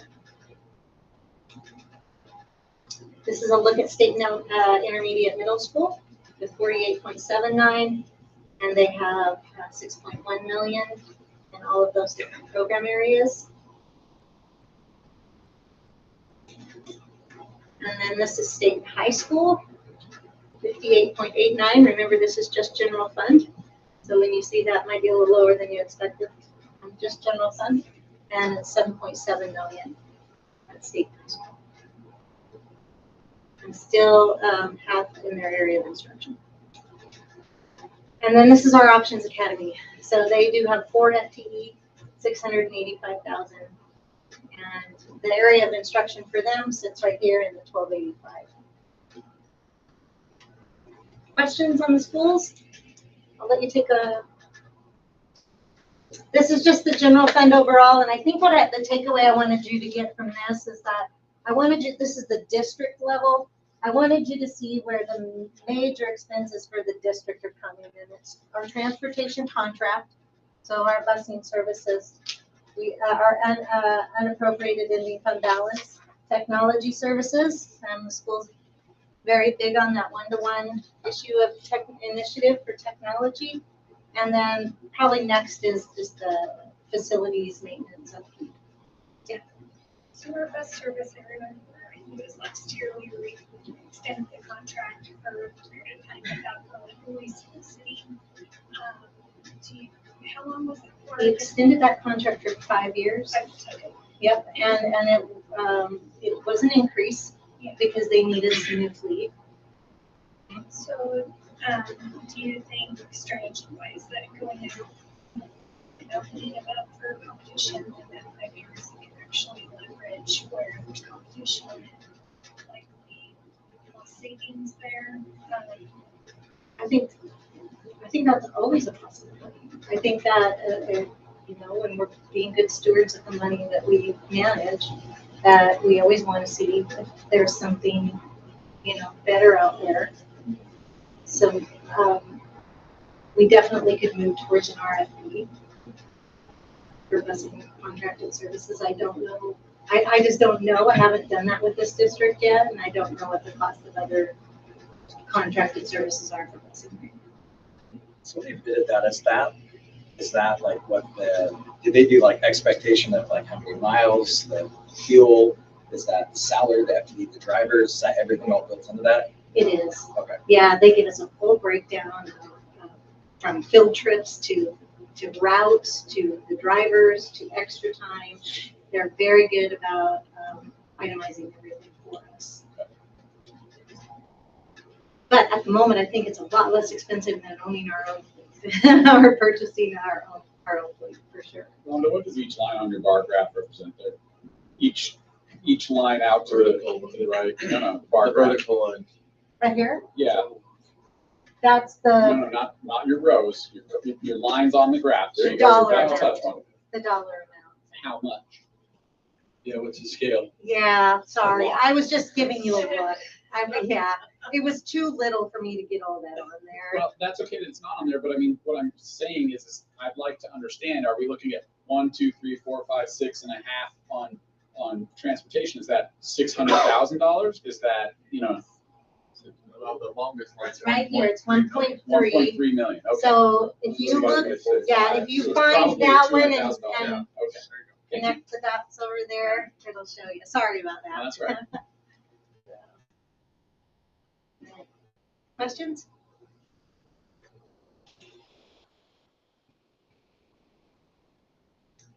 All right, and then general fund expenditures, just by function, just giving you another look where the majority of everything is in the area of instruction and then in support services.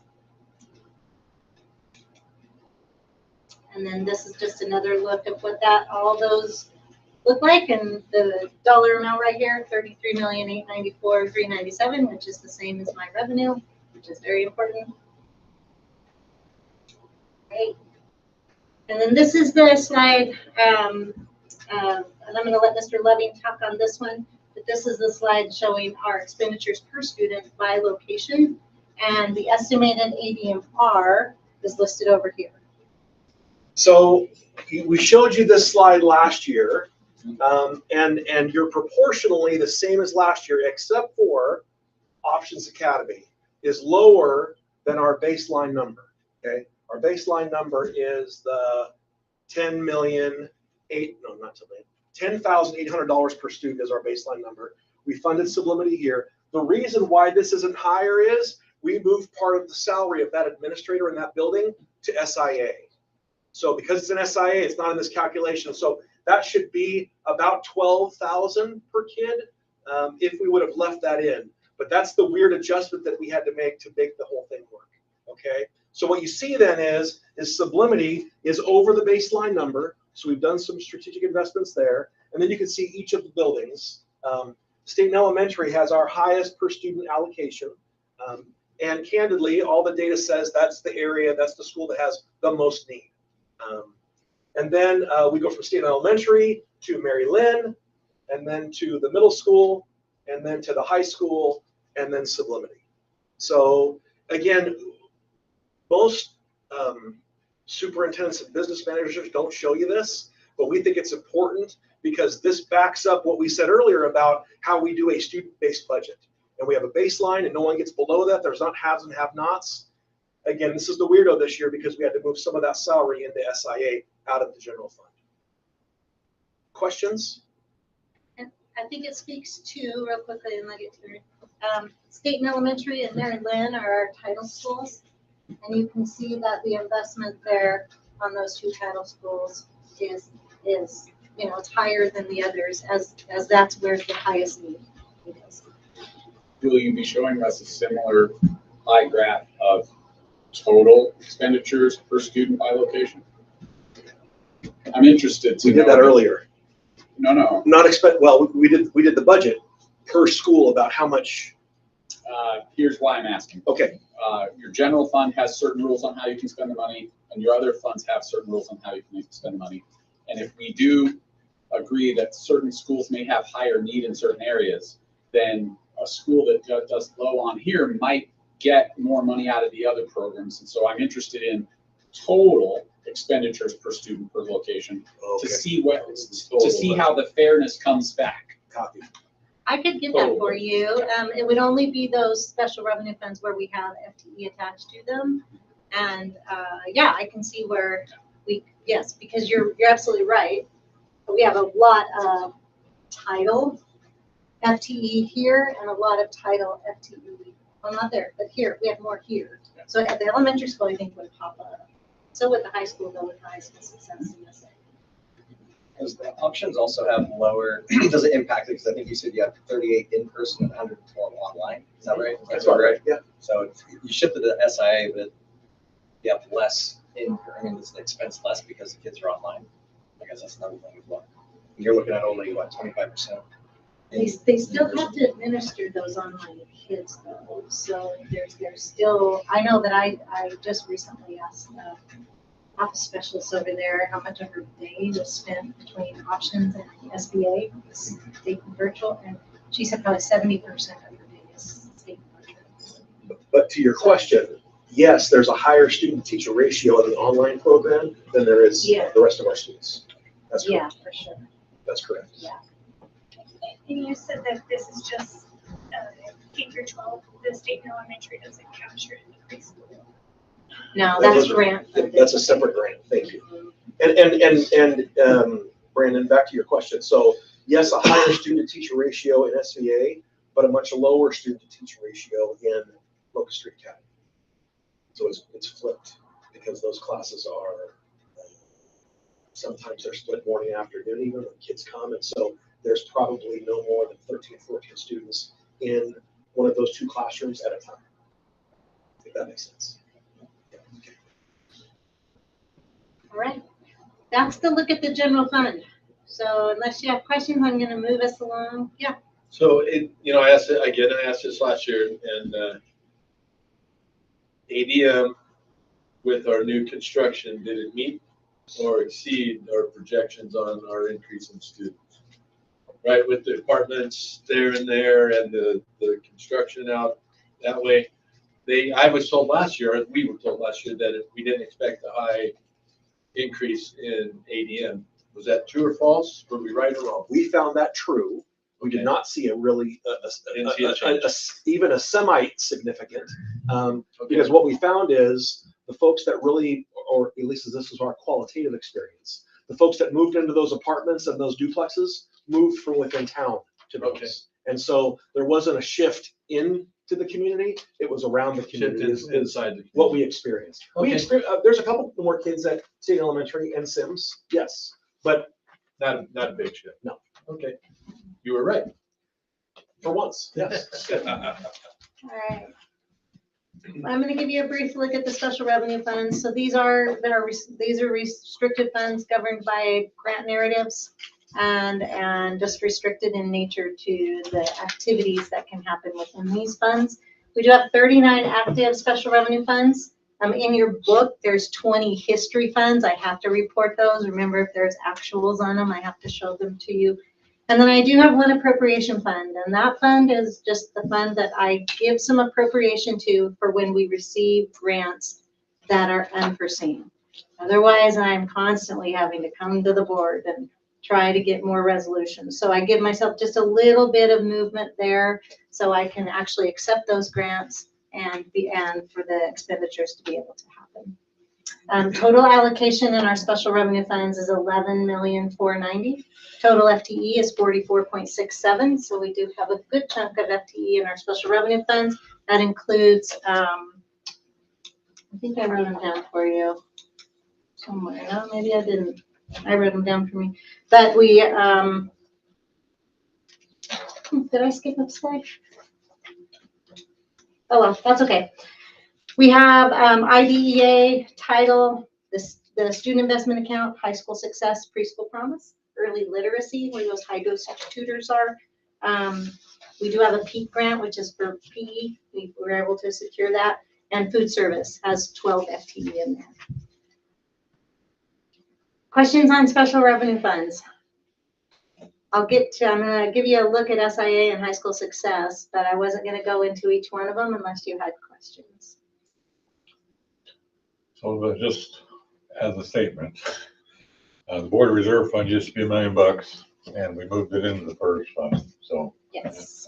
so the board had established $1 million reserve and we threw it into the big hole that's called PERS to try and see if we can keep the dam from breaking. So, but it's a pretty big change. If you went back and look at last year, you'll see that there was a huge change there. And on that, we project in 2027 that we will have an increase of $4.2 million on our PERS liability.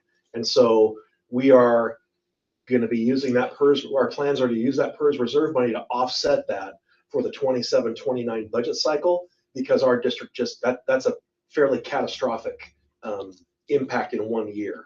So we're trying to smooth that impact out. It took us 18 years to build that $1 million.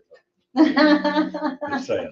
It's still there. It's just in a different reserve. Not the same. It's committed now. It is. We do have a textbook reserve as well, and for those adoptions, and now the board reserves is down quite a bit. So. Alrighty, and then our student investment account, $2.1 million, and we have 9 FTE in that, and that as a whole budget narrative, and Director Duncan does a great job of bringing all that before the board and explaining what that grant is about. A question on the textbook Yeah. reserve. This may be kind of silly, but when I think of textbooks, that online, Curriculum. it's just, yeah. Cool. Yeah, I know. It's probably an antiquated way for me to say. No, it's good. I was like, damn, we're supposed to spend a lot of paper. The kids aren't packing books around like They are we used to. not, so I should change it to curriculum. They are still packing some books. It's just not what we used to back then. Yeah. Alrighty, just a look at the student investment account and how we're spending our funds on with those monies. Most of it is with salaries and then supplies and purchase services. We did start off real strong in there with 13 FTE, but now we dipped down in 23, 24, 25, we were at 7, and now we're back up at 9. So we did have to move some of our staffing into the SIA in order to keep reductions as low as we could. You said that's from the corporate tax that we said? Yes, activities. Corporate activity tax. Mhm. Yes. Corporate tax. But the purpose of the student investment account is to meet students' mental or behavioral health needs and to increase academic achievement for students. It's great money from the state. It's used very well. And then this is our high school success, and this is where we look at 3 different buckets. We have dropout prevention, which we have 1.25 FTE there. College level education opportunities at 1 FTE, and then career tech education and an FTE in that as well. So this really services our the career tech ed, AVID, and dropout prevention, which is a lot of those dollars go to our options academy as well. Okay. Questions on special? Can you go back, We please? can. Right, so 1 FTE, 1 full-time equivalent, that's a Yes. person. Yes. Are those all, is that all salary? No. Okay, This, no. It's the full amount that's allocated to them for all those different services. So it'd be Okay. salary, payroll costs, contracted services, supplies, equipment, things like that. Good question. Thanks I for said, I want clarifying. to apply for that job. I was thinking the same thing from dropout, but I'm like, Really good question. Another great program. Yeah.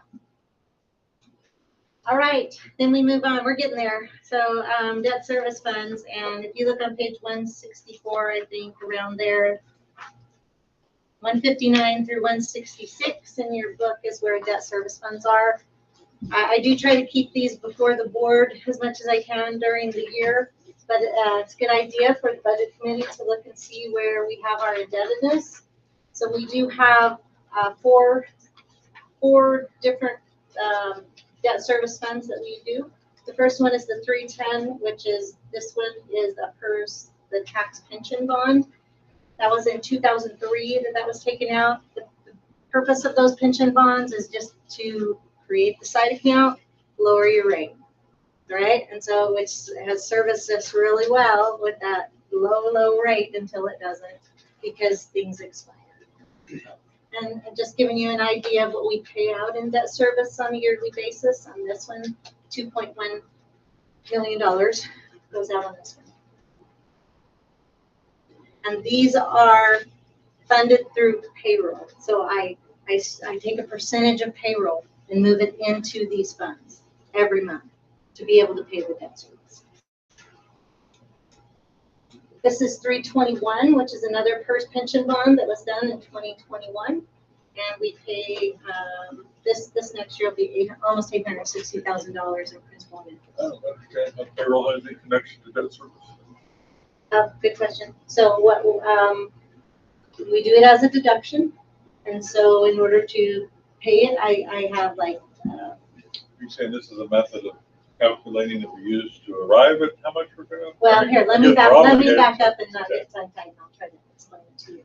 So if we didn't have the pension bond, we'd be paying the rate, right? And we'd be paying it out of payroll. So we would have been paying a higher PERS rate. Right. So what I do is I take the rate of that I have a whole amortization schedule and what I need every year to be in that fund to be able to pay that debt service until it expires. And so I do 14% on one of them. I take 14% of gross payroll and put it into that fund. But it would be 25, 26. So the whole purpose of the bond was to have a okay. Does that make sense? Okay. It's a really good question. Yeah, really good question. And then 375 is our general obligation bond, which we refinanced in 2023. And Mr. Loving talked to you about that and how we saved tax dollars money, which is a really good thing. And that expires in 2033. And 2.3 million is our debt service on that. That comes through levy taxes. And then the last one is before my time, but it was a financial agreement we made for sidewalk parking and bus access at the state middle school. And so we'll be done paying on that one in 2028. But we pay that one through our excise tax fund, not through our general fund. That comes out of our excise tax fund. Okay.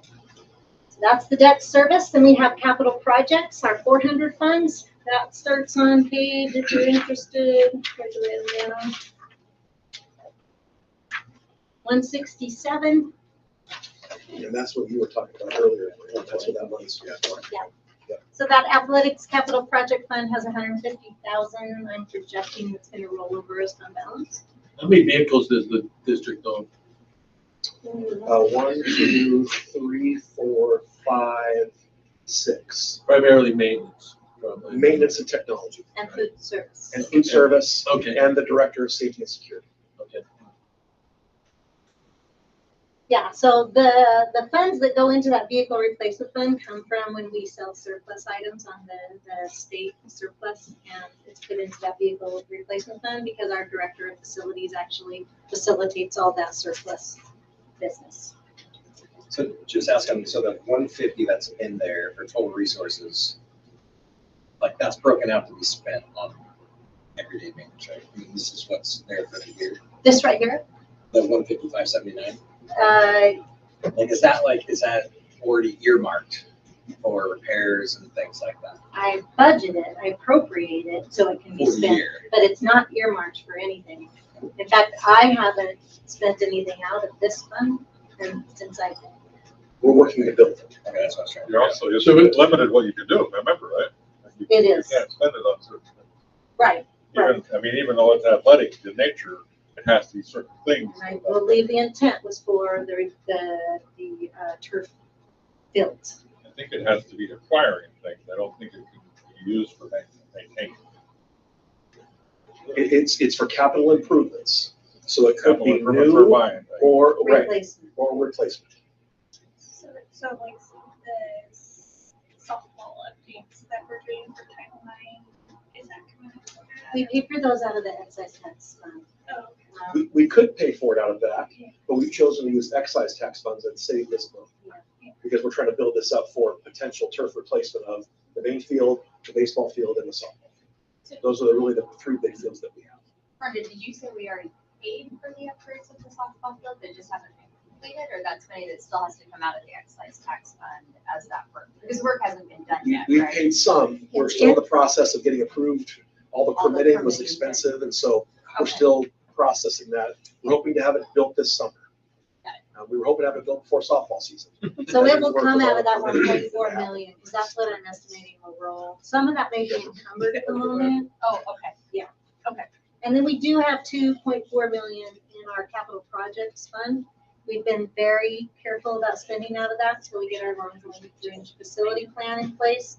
So we have purposeful and meaningful expenditures coming Where out did of that money come from? Capital the projects. capital improve.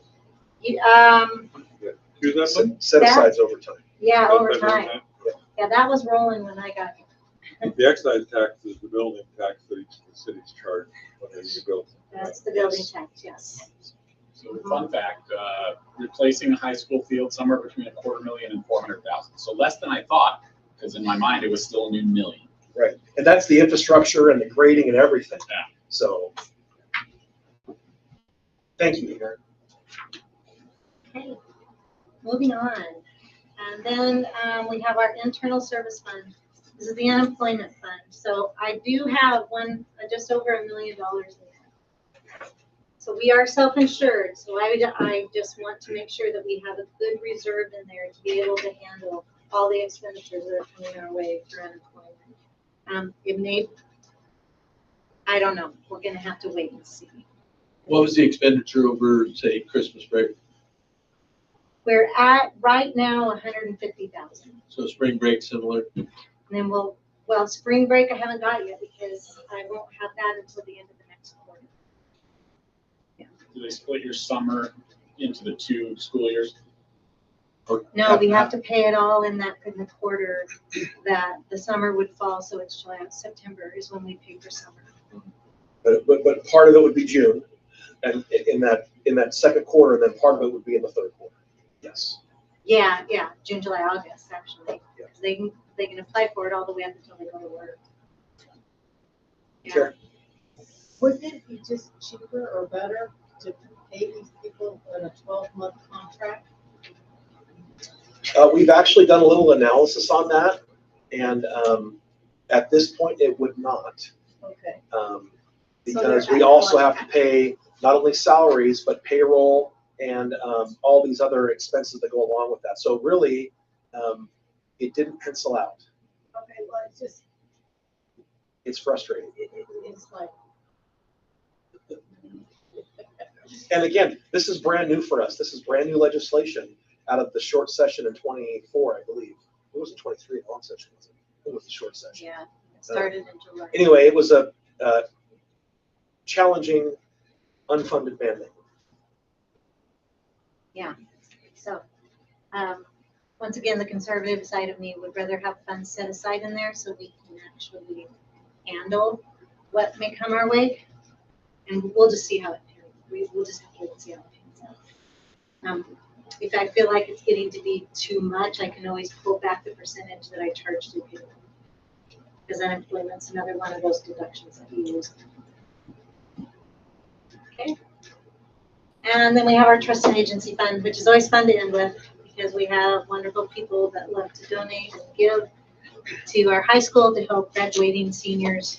And yeah, those are the different scholarships that we have, and those are the current balances in each one. what would a scholarship be used for?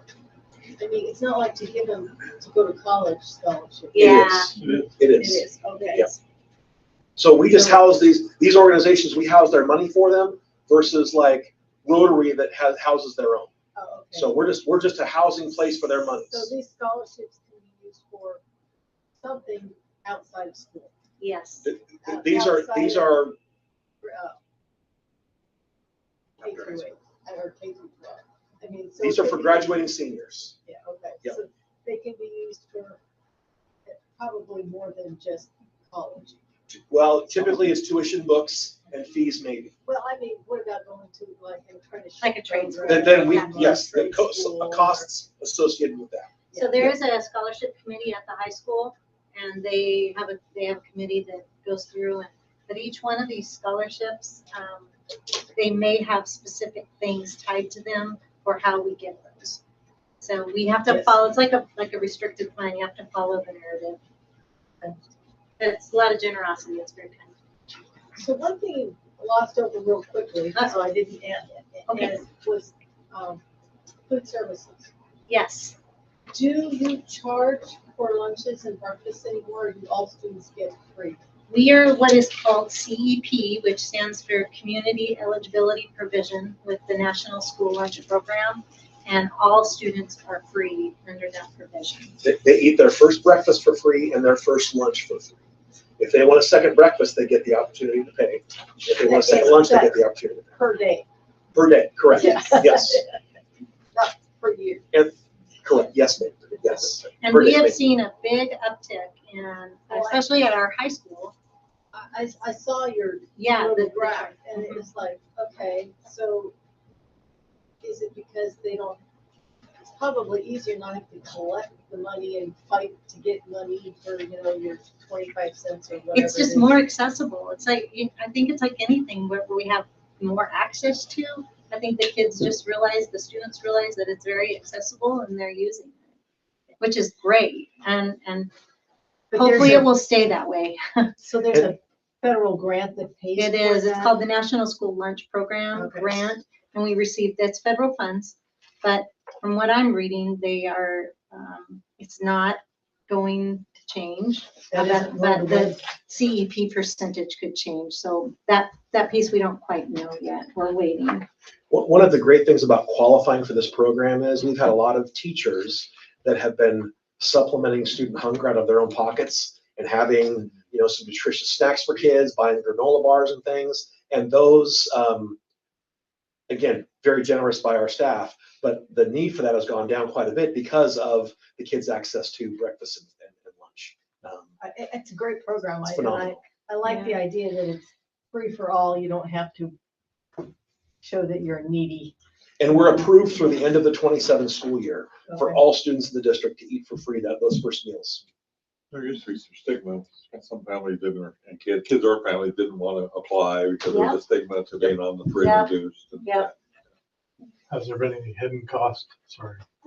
Has there been any hidden cost for the district as far as number of staff to serve those extra meals, materials, supplies, any of those kinds of things? Not really. We've been, Director Barnes and his program have pretty much been operating as they have been. It's a And- pretty significant rise, looking at the graph. Yeah, And one of the ways in which we've been able to offset and be consistent is the large purchase of the freezer at the high school, that we've been able to buy commodities in bulk and save a lot of money in that. And that's been very helpful to our bottom line. we did have to increase a slight FTE for him, one of the schools, just to help with that, but it wasn't a huge amount. But his program is self-sustaining right now. I'm not transferring, other than the match that we're required to do, the 10,200 that I showed you, we're not having to supplement that program anymore. And they're ending with a very stable ending fund balance this year. And the other piece is we don't no longer have to collect fees and charge families for the lunches or the breakfast that their kid charges, which has been great for our schools, but also great for our families. Yeah, That because fights when I back. have to write off bad debt, I can't use the federal program to play it. I have to, it's all paid through the general operating fund. So additional hidden benefits. That is a benefit. Yeah, yeah. So, Yeah, Coral. Slightly different question. So with the equity collaborative, originally I thought it was going to be like a 1 to 2 year contract, but now I think we're into 5 years. So what's the yearly spend and where is that money coming from? The equity collaborative contract is paid out of the student investment account. And give me a second. For and I this can next tell year, you. we're cutting that contract in half. Yeah. But it's in here if you want to look at it. Let me find the page for you real quick.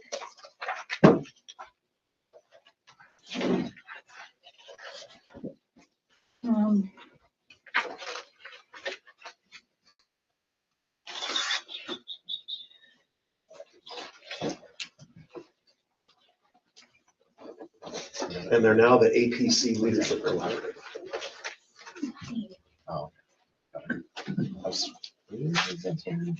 So we're cutting that in half, and long term, we're phasing that out and Winding that bringing down. that Yes. internal. So was it about, I have everything combined, that's the problem. So We can go it's get, not- we can go get the number and I can get and it we for can you. get that for you. If I tell you 110,000, I'm telling you that's not right because that has other things included Right. in there. Yeah. And so the plan is to phase it out like this year, like this next year? After next year, I think that's what our plan is, yes.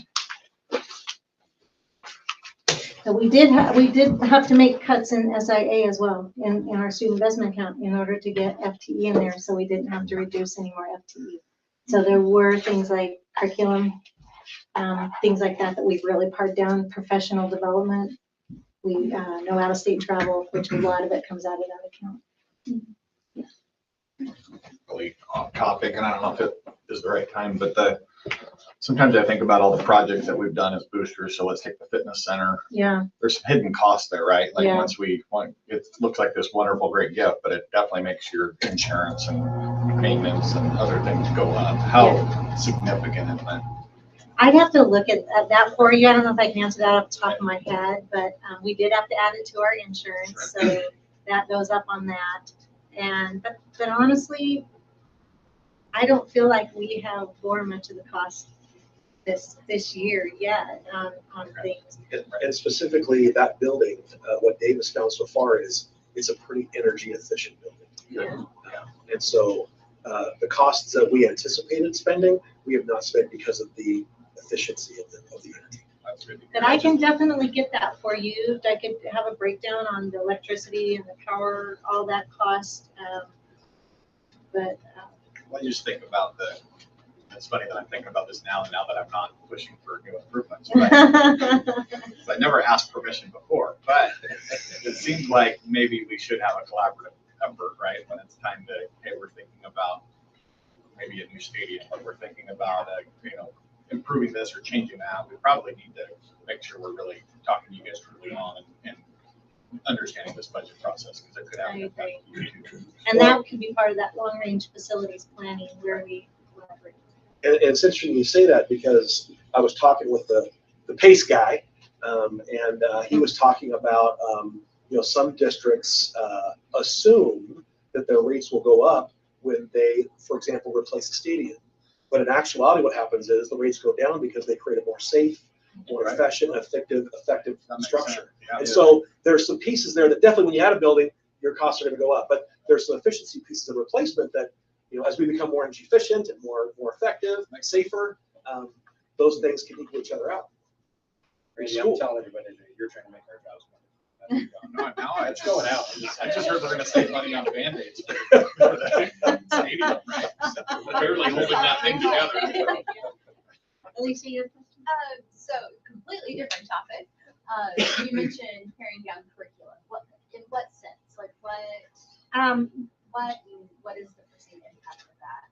Yeah, so correct me if I'm wrong, but Director Duncan was, we were able to hold off on one of the adoptions. We postponed an adoption. Postponed an adoption. And so we're not getting the classrooms and the teachers and the students the curriculum that they need. We were just able to postpone an adoption and then pull way back on professional development travel. The other part of that is the order of the adoptions worked in our favor because we just adopted K-6 science, a full K-12 literacy, a full K-12 math, and now we're coming to some of this, over the next 4 years, we're coming to some of the smaller adoptions, and so that just works in our favor. If we were coming next year to do a literacy or a math adoption, it would be very challenging, but the order worked for us. And second question on professional development, is the math professional development continuing to help increase the Yes. It math is. scores? We prioritize that, And that's Yeah. paid through the student investment account. Yeah. Okay. but we prioritize that because that's already had a huge impact Right. on student scores Right. and skills. On a side note, in fun news, state just beat Cascade. Ooh, nice. Oh, In baseball. wow. Wow. Back-to-back wins Yeah. against Cascade. Bounce back, after that, scary. Yeah, that's awesome. Nice. You know, And softball won earlier, 14-1. So, yeah. thank you for the update. Yeah. you didn't hurt the little feelers. Other So- questions? So PERS always gets my blood boiling, but the only bright spot on the future is that through attrition, tier 1 peaks. Have you seen any estimate of when that is, or? Well, I know. here, in all the first things that I've sat in, here's the deal. So this is a morbid way to say Okay. it, but That's until what I our mean by tier 1 attrition. and tier 2 people Yes. Perish. go bye-bye. Yep. We're gonna have those higher rates because that unfunded liability is still gonna be so high because of the payouts that we're giving for the retirement piece. Yeah. But yes, as we see the population of younger staff coming in and everybody coming in under tier 3, which is officer, the rates are much lower. And so eventually it's hopefully, I don't know. It's my body's 50 fault. years. Yeah. It's But it- it's- Unintended benefit of a cratering healthcare system. Yeah, yeah, Fair enough. PERS and insurance. Uh, Yeah, go ahead. So this is purely suggestion, and you may have a reason why it's not here, but suggestion one was, should we add a picture of Options Academy to this? Oh, yeah, I probably should. And then the other thing is, and Teresa's not, but it might be kind of nice to show a picture of like the district office and also the other building up in Lima, just so they see kind of what, at least the real property. We're not talking about personal property, but at least a real property, so they see what the condition is, or they can see what the district office is looking like, or. I was gonna say, do we really want to picture the district Yeah. office? I know. But I hear what you're saying. Yeah, Agreed. so when Agreed. we say we're conservative, then show them a picture of this, and they'll be like, oh, they really are. They really are. Yeah. I appreciate that suggestion. Thank Uh, you. Yeah, exactly. If you were to get a glass skyscraper, don't put a picture. Touche, yeah. Show them a picture of the backside of it where it's like the heat doesn't even match. In the summer when the grass is all I brown. know. Okay, so we come to the end here, and I am giving you a balanced budget. So we have revenues and expenditures are both at 57,269,721, and our total FTE is 275.59. And I appreciate all your questions and all the thoughts. And if there are any more questions, I'm happy to answer them. You do a fine job of balancing all those balls and trying to get them all to work. There's been a lot of them going on lately. So if there's no questions, I did put a sample motion in front of you, and that would just be the motion for this committee to approve this proposed budget. So we'll turn the time back over to Yeah. the chair, Mr. Knox. It's just a matter of procedure. Should we be discussing that at this point, or should we be having our budget committee discussion before we? Yes, you should follow the process.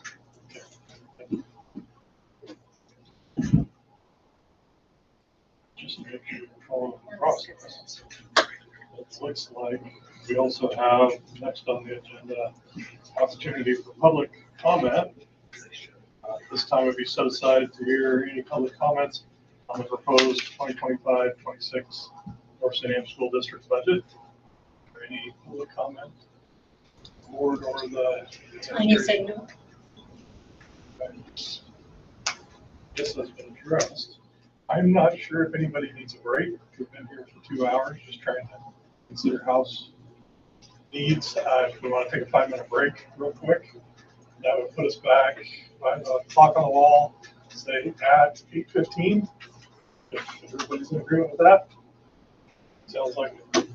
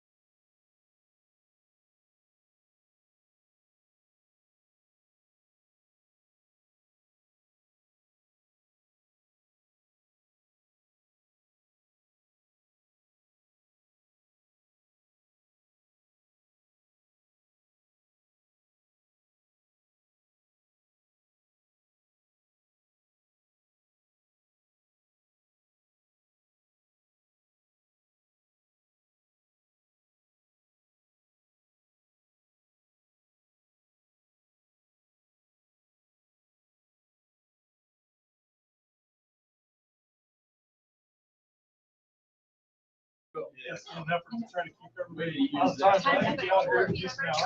Give the guy a gavel. Yep. So I guess I'll open the discussion just as a little side note. I had the opportunity to go to Career Day at Mary Lynn this past week. And I've been accused a few times of looking very similar to somebody else here. I have to say, I think four times I was accused of being Mr. Loving. Two of them were staff. One of them was a second grader, Mr. Loving. And I think one parent that was volunteering at the time. So I Start giving raises out.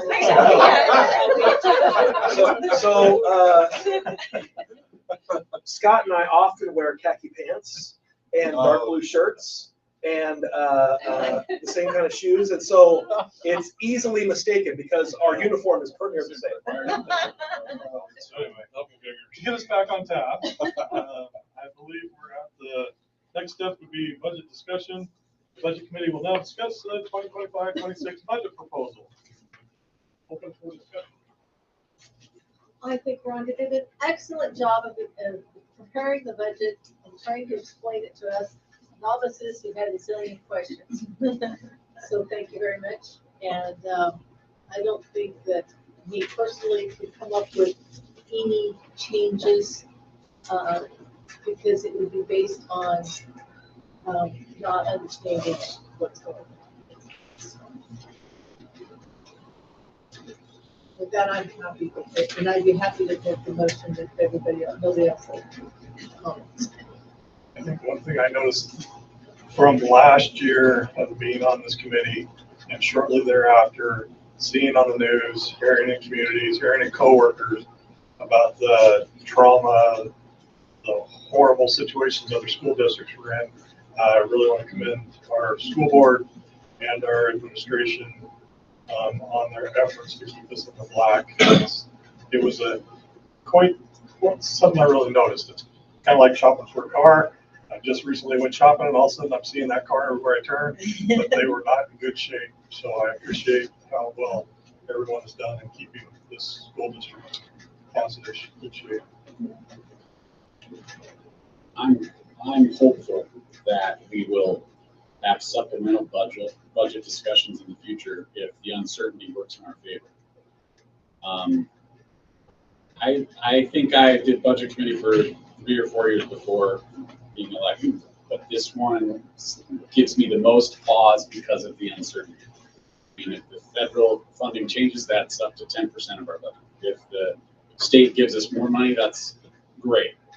If we lose more kids, either from our own doing or not, that hurts us. So there's a lot of factors out there. And I'm hopeful that this is true. It would be a nice balance, positive versus negative.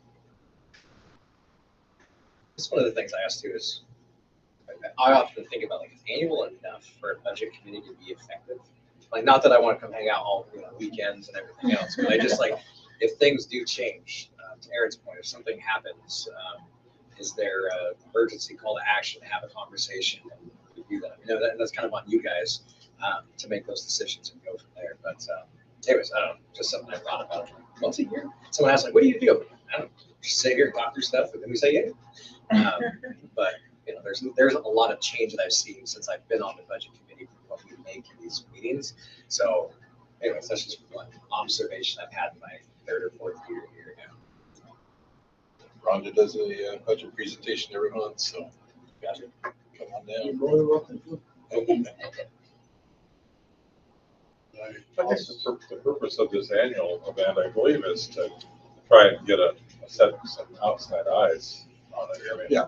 Like you say, we see it every month, and it's very helpful to have another 7 more eyes looking at it. You ask different questions, you come at it from a different direction, it just stimulates thinking.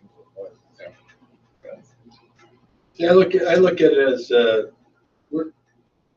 those of us not on the board are community outreach, right? We're the eyes of we're the representation of the public out there, to see that it's an open and transparent thing. And then if we say to Chairman Knox that we propose that we accept this budget and move forward. Kind of our job to go out and say, hey, when people ask and say, hey, we looked at it, we're fiscally responsible, and the expenditures are in line, and you should be supportive of your local schools. It's such a huge take on it. There's so many knee-jerk reactions of people judging things. And I think we have a very different situation here, to your point, that it has been very, very conservative, very responsible. But if we don't talk about it, people don't know what goes, they think it's closed door. Just talk to people from Silverton. Yes. Right? They're our neighbors. Look what they went through, or still going through. Right? And we need to be cheerleaders. Say, look at what our superintendent and board did. Look at what our budget, our business director did. We're not going through that, and you're whining and complaining. But go next door. Go to Silverton and go down to the cafe and talk to them about what's going on. That one hits hard too, because athletics and facilities, and I mean, the grass was greener over there for a long time, right? I mean, that was a school to look at and be jealous of. And sometimes it's not all on the surface, right? It's taking care of these budgets and doing what you guys are doing is way more important than that. And I'll speak for me, and I hope everybody else agrees. We really hope that your negotiations go very well. It sounds like you're on track, and hopefully that the board won't have to deal with a big adjustment to this document once you guys settle. If there is any needed adjustments, I definitely encourage the board and the district administration to keep as many feet on the ground in the classrooms as possible. I think they've done a lot to try to keep a healthy balance there between the two areas. I will admit, the first thing I nitpick through is FTEs lost and where they're coming from and those kinds of things, because looking at the ODE class or report card doesn't give us a whole lot of hope sometimes in the proficiency ratings, and I'm not sure how they do their math, but it might be related to the proficiency ratings when they can have graduation rates in the 80+ percentile, while proficiency is below 50 percentile. So I think that's the only way that we're going to make changes, whether nationally, statewide, or locally, is in the local school boards and the local district having those feet on the ground and actually working. There's a lot of you need to keep your eyes open with the legislature. There's a lot of pressure every legislative session. But there was, they at the state level, there's a lot of, there's a movement that would think that statewide wage control in schools should be, that local people shouldn't have any say about what their teachers are paid, that it should be controlled at state level. And they do that to some extent in Washington, and it hasn't worked out very well up there. But once again, it's a good idea. We're supposed to do that. This is living proof that local control is the best control. What I just said about us versus Silverton, when the decisions are made here, that's the best for our taxpayers.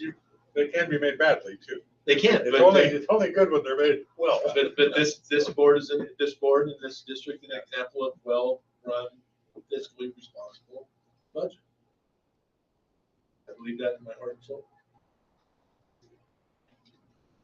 I was going to mention that we're talking about doing legislative priorities, so needing people that to speak up at the legislative level. So if anyone from the budget committee ever wants to be a part of it, there is opportunities to do testimony or to write in that and explain why it impacts our budget or how to do it. So, as we try to come up with what those legislative priorities should look like, if anyone has any interest in that might be something that you guys.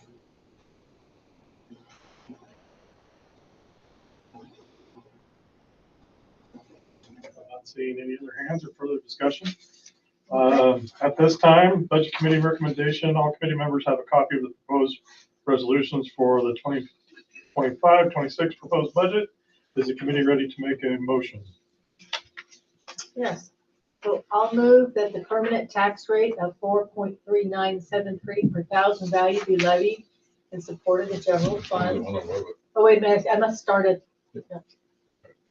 I move that the Budget Committee of the North Sandium School District approve the proposed budget for the 2025-26 fiscal year in the amount of $57,269,721 as listed. Second. All those in favor, please say aye. Aye. All those opposed, please say nay. Sounds like the motion carries. Thank you very much. Okay. And we'll go to the, oh, we're not Now, adjourned yet. now Do I we can have a move to second? the other second. Is that one motion or is that two separate ones down there? One, okay. So I move that the permanent tax rate of 4.3973 per $1,000 value be levied in support of the general fund. This tax rate is expected to generate 7.908600 in taxes. And then I move to impose $2,340,000 for debt service for general obligation bonds, which for the purposes of Article 11, Section 1-1B of the Oregon Constitution is excluded from the education rate limitation. Second. All those in favor, please say aye. Aye. All those opposed, please say nay. Motion passes. If there are no other issues or things to discuss, I believe we're at the point of adjournment for the 2025-26 Budget Committee meeting. Everybody in agreement? Meeting's adjourned.